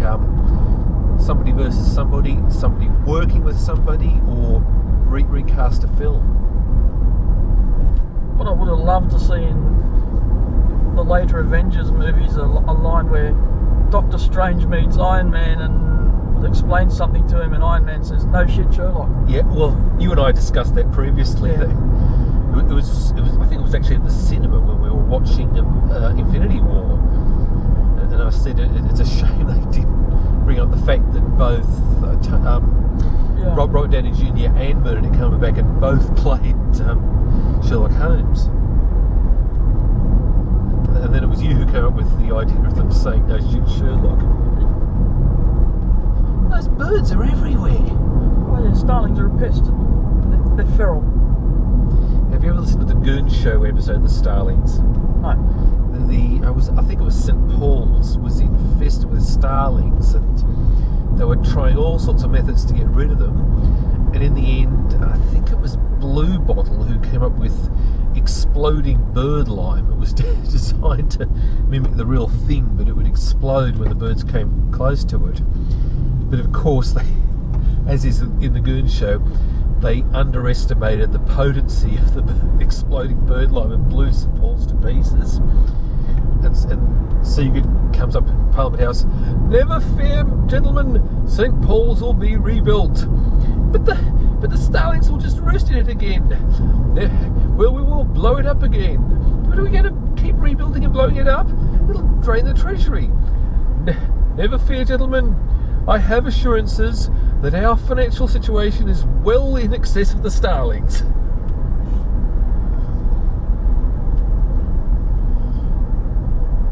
Is this random breath testing, or have they pulled somebody over? Testing. Testing, yes. What would your blood alcohol limit be at the moment? 0. Good. Half a pint load of food. About an hour of. What time is it? Yes. About an hour of liver processing. There's no alcohol. Or if there's alcohol in my system, it's very, very low. It's been about 45 minutes, so yeah.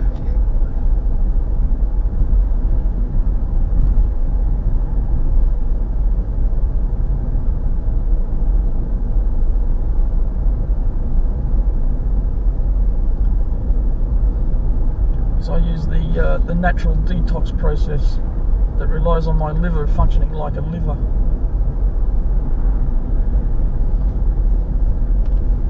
What is the function of the liver anyway?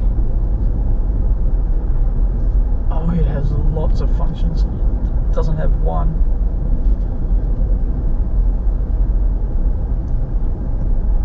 I must confess because biology is not my strong point, I have absolutely no idea what the liver does. It's basically your blood toxin filter. Right. It breaks down stuff that shouldn't be in the blood into expellable products.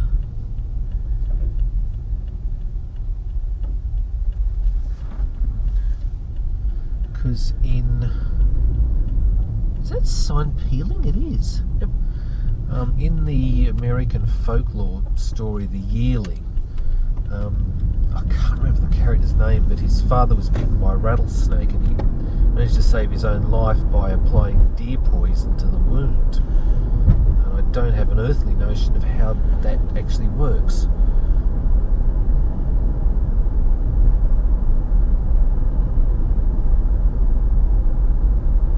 Ben Chifley. Yeah, Yes, this is the home of Ben Chifley, our greatest wartime Prime Minister. I think he was our greatest Prime Minister, full stop. He did a lot of good for the country. Introduced workers' retirement. He basically made working situations so much easier for Australians. Yeah. His downfall was trying to nationalise the banks.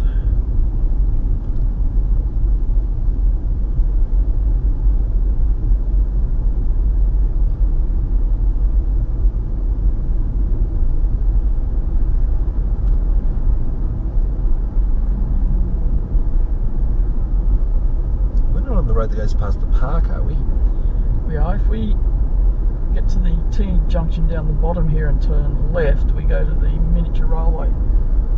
Want to stop there and see if it's running? We won't have time. Not if we're going to Oberon. Pity. Because we've got at least another hour's drive yet.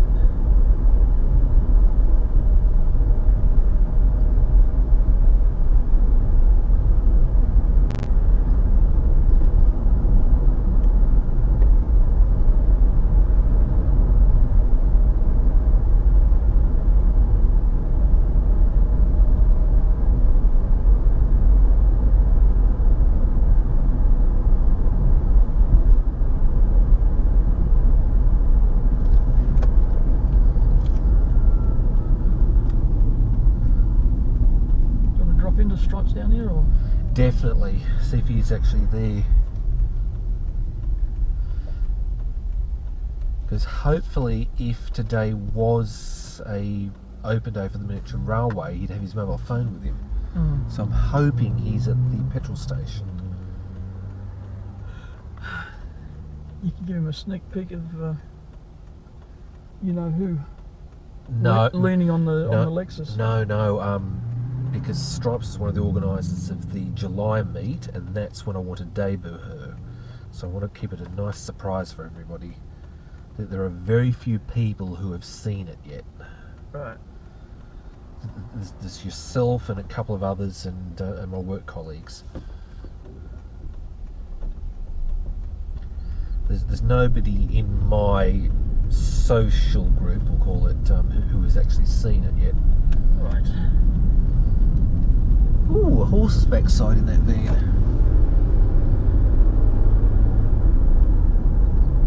Or was that a political party?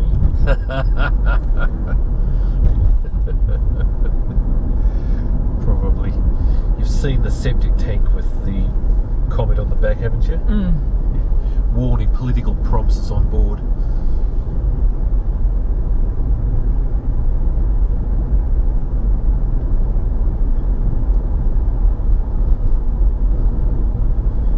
Fuel? No, I only got a quarter of a tank. Okay, well maybe Used a quarter of a tank. We'll buy some snacks then. Snacks. Here we go, Caltex.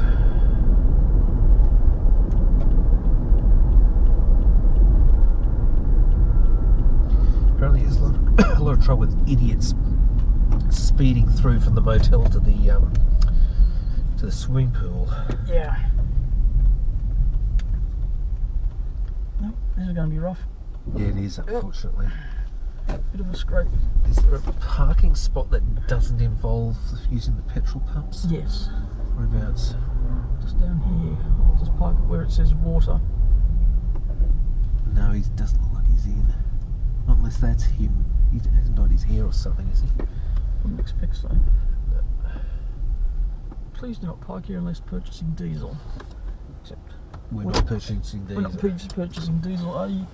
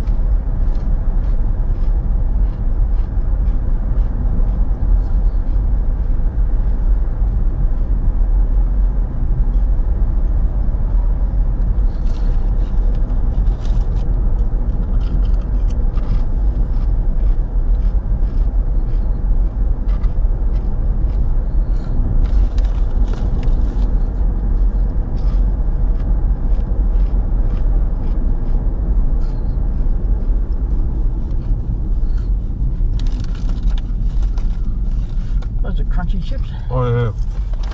Want some? No thanks.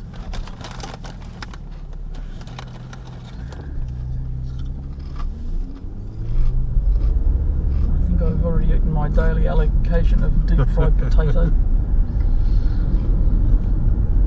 Good chips at the Aggresti. Oh, were they ever? That is simple but gourmet cooking.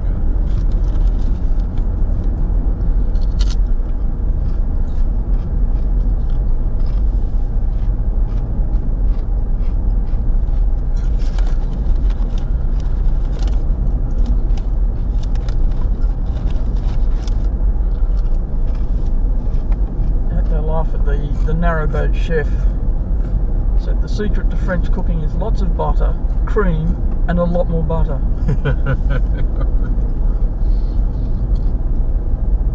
I laughed. No. I don't suppose you ever watched the Saturday morning cartoon Sonic the Hedgehog? I did watch it, not really got to give it. Yeah, I don't blame me that much, but. Antoine, the French coyote, was captured, and the secondary villain Snively decided to torture him by cooking all sorts of French dishes in front of Antoine, but deliberately getting them wrong.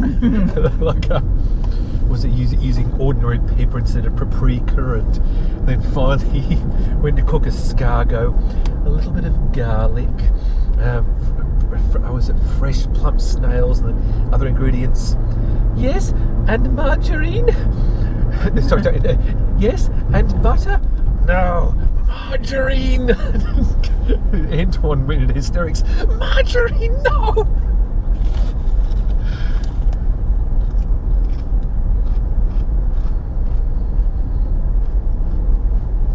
That narrowboat chef is where Dad found the curried sweet potato recipe. Oh. There's a couple of Aussies living on a narrowboat travelling around the canals of England, and they do 2 or 3 episodes of travelling and 1 episode of cooking.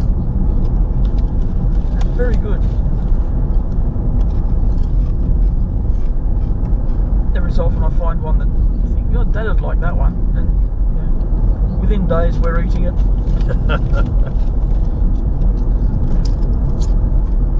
Of course he doesn't do normal quantities, he cooks quantities as though he's still in the shearing shed, so he...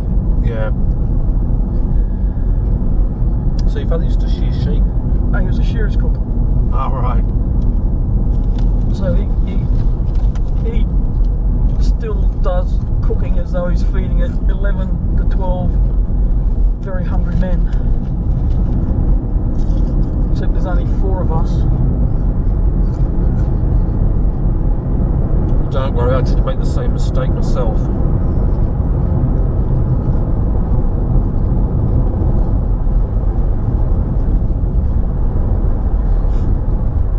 I tend to cook to suit my appetite instead of my health.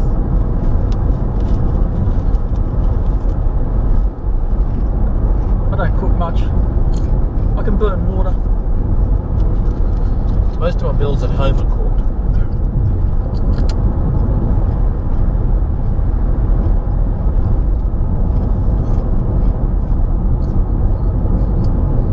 Usually very simple meals, though it's not often that I cook something fancy.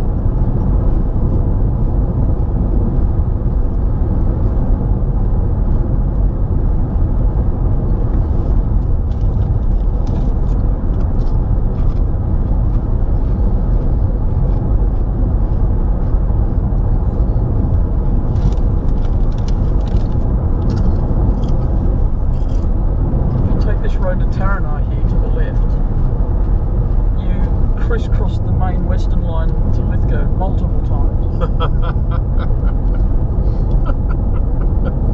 It zigzags almost as much as the rail line does. That's bad.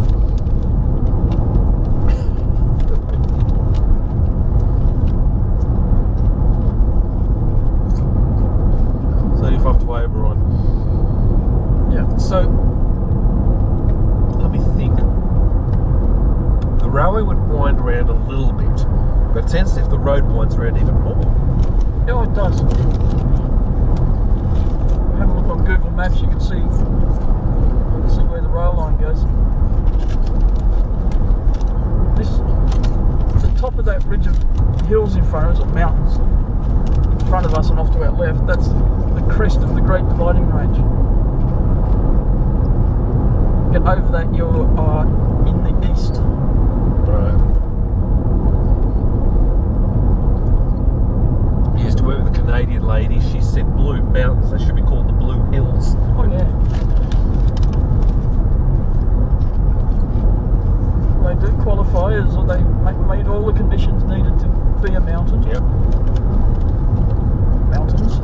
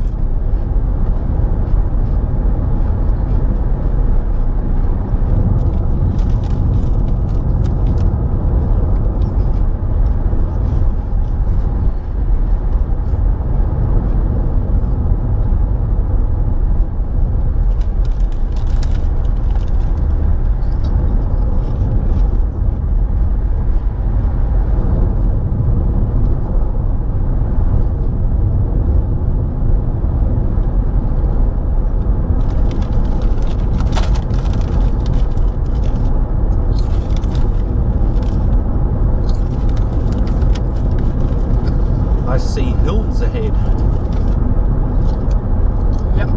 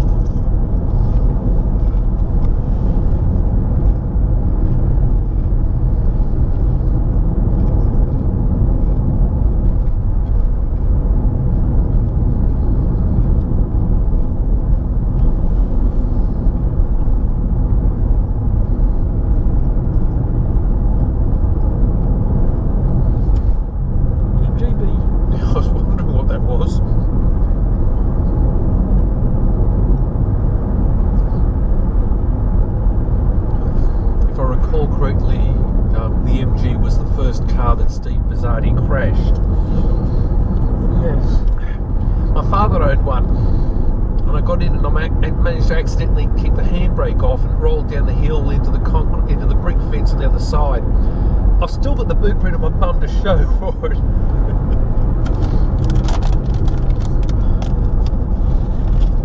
More pine plant? No, it's not a plantation. It's just pine trees. That's just a windbreak there.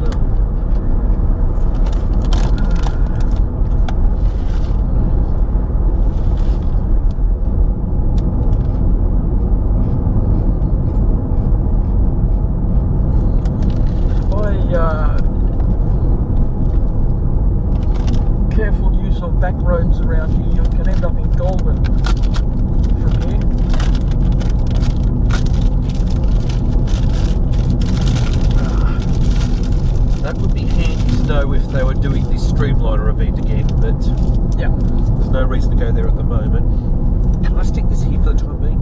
Yep. Thank you. Where did I put my drink? There it is.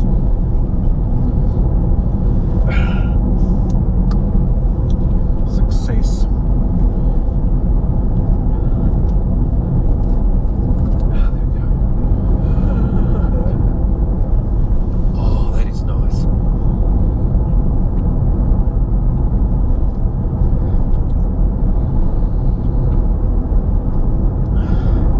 Of course you do. This road goes up and down a lot. Yeah.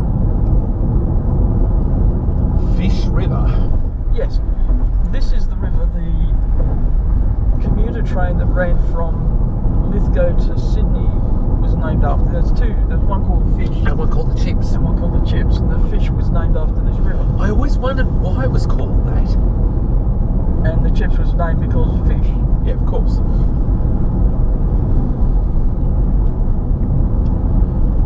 Did the trains travel at different times or at different places? I think they ran opposite schedules. They crossed over Right. at Katoomba somewhere.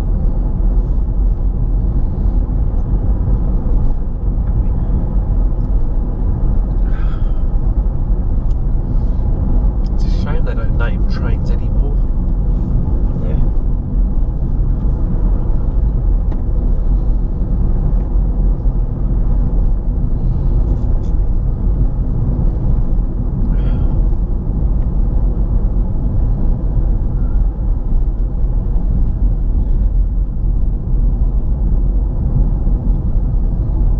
I guess this will probably be pretty in summer when the leaves are out.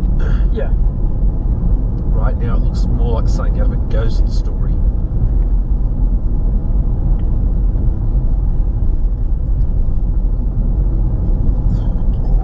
Dear, dear. Just down here is the historic O'Connell pub.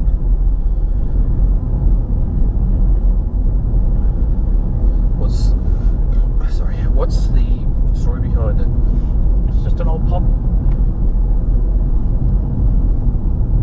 Nothing particular about it. Whereabouts is it? Over here? I think that's it there, yes. The one with all the cars in front. Yeah, that's it there. Look at it. Clear sign of smoke. Oh, it's quite grand. I like Yeah, that. it was a coaching inn.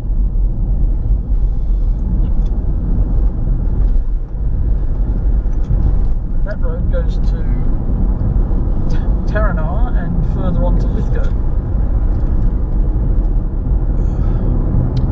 Well, I'll be going through Lithgow in 2 days' time. Yeah. Roughly about now. Actually, no, it'll be much later than this. Back to that wonderful place known as Sydney. That was sarcasm, wasn't it? No. Back to the rat race. Back to the devil's nest.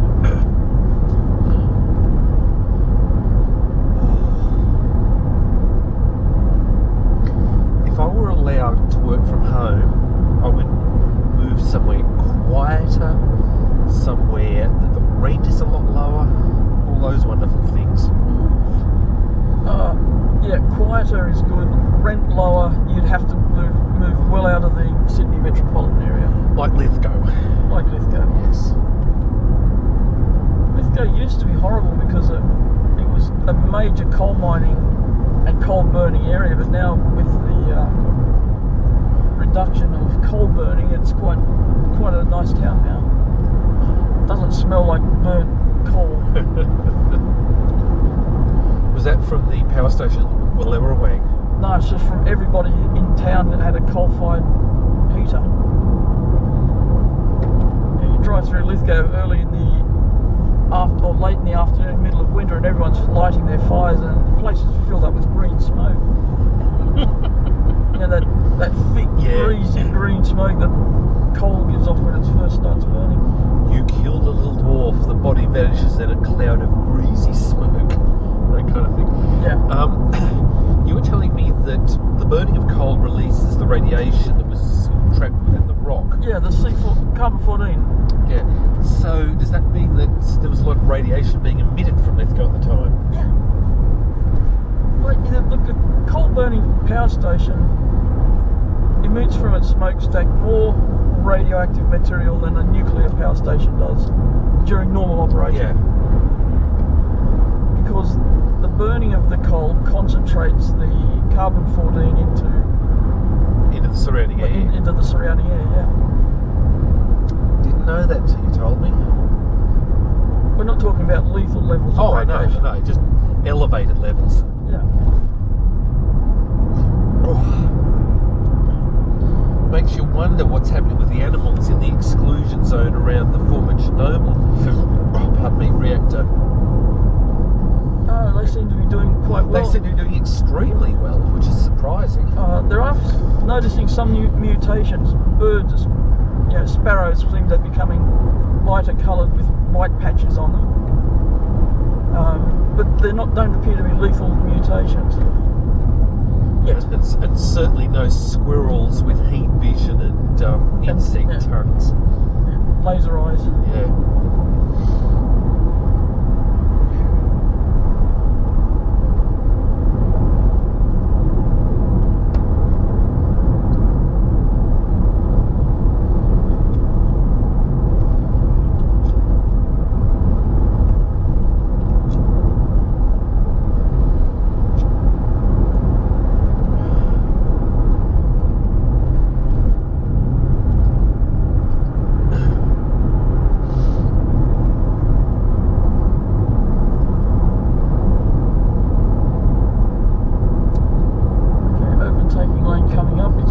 Overtaking because no,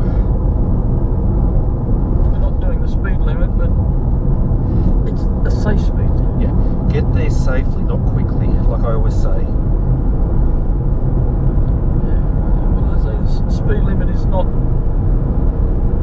Speed limit is a maximum speed, not a target. Yes. God, that's a short overtaking lane. I guess that truck doesn't have very much, not much grunt. No. Plus he's working for Telstra, so he's on the clock.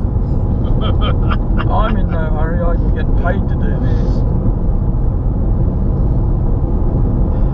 Hey, you can count sheep at home. Why, I get paid to count them here.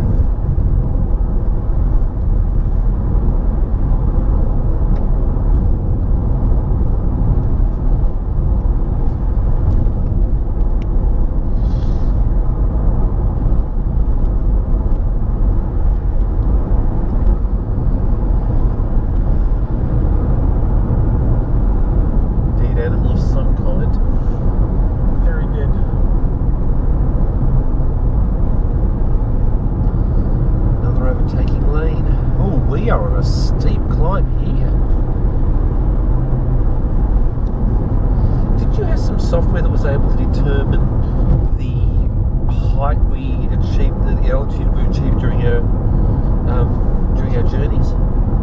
Yeah, it's on my phone. It's a GPS tracker. Oh, okay, and that'll show up on your computer when you get back home. Yeah. In fact, it outputs as a KML file that you can load into Google Earth. I'd like to see that. I'll set it off when I get back.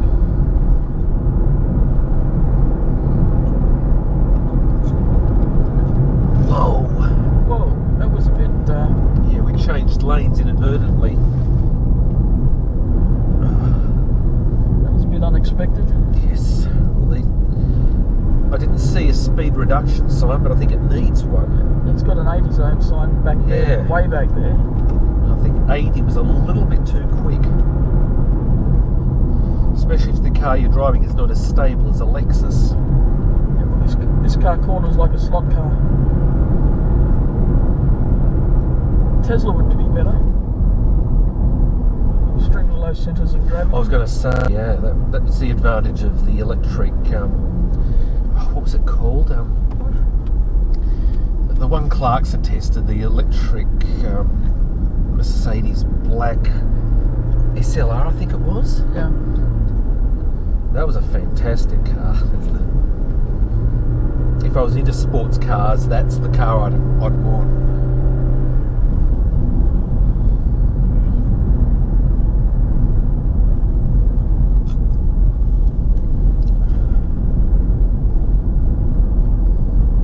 unexpectedly tight back cornering. Yes, it was.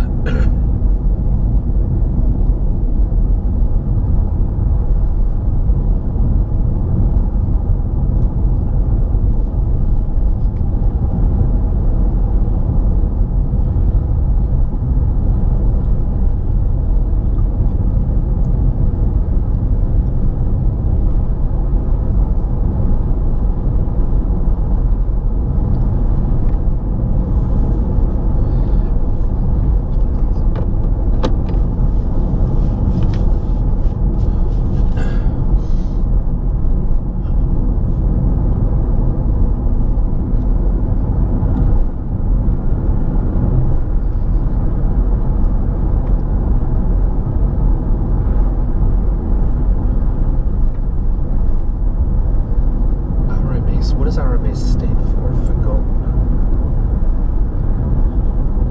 Many things, Roads and Maritime Services. That's it, Roads and Maritime Services.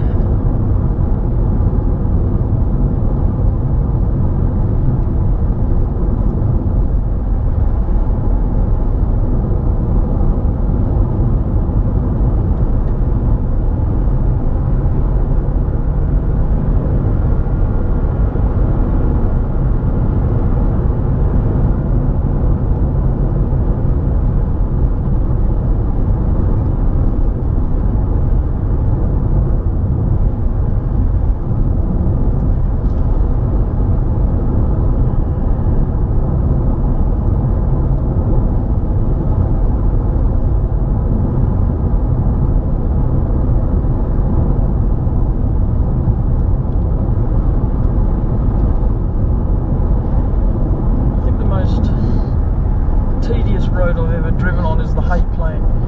Where's that? It's down south. You go through the town of Hay and then run towards Balranald and Mildura. And it's flat and straight. Yeah. And it's just boring. It is so. There is no landmarks to focus on. The plain has no trees, and it's just the worst road. It's a good surface to drive on there. It's a well-maintained road, but it's dull. It's so tedious. You'd hate to drive on the loneliest road in America then. Oh no, but that's got twists and turns and things to look at. No, the loneliest road in America, it's just long, straight, flat. What's that infrastructure over there to our left? Looks like a mine of some sort. Whatever it is, it's active. There's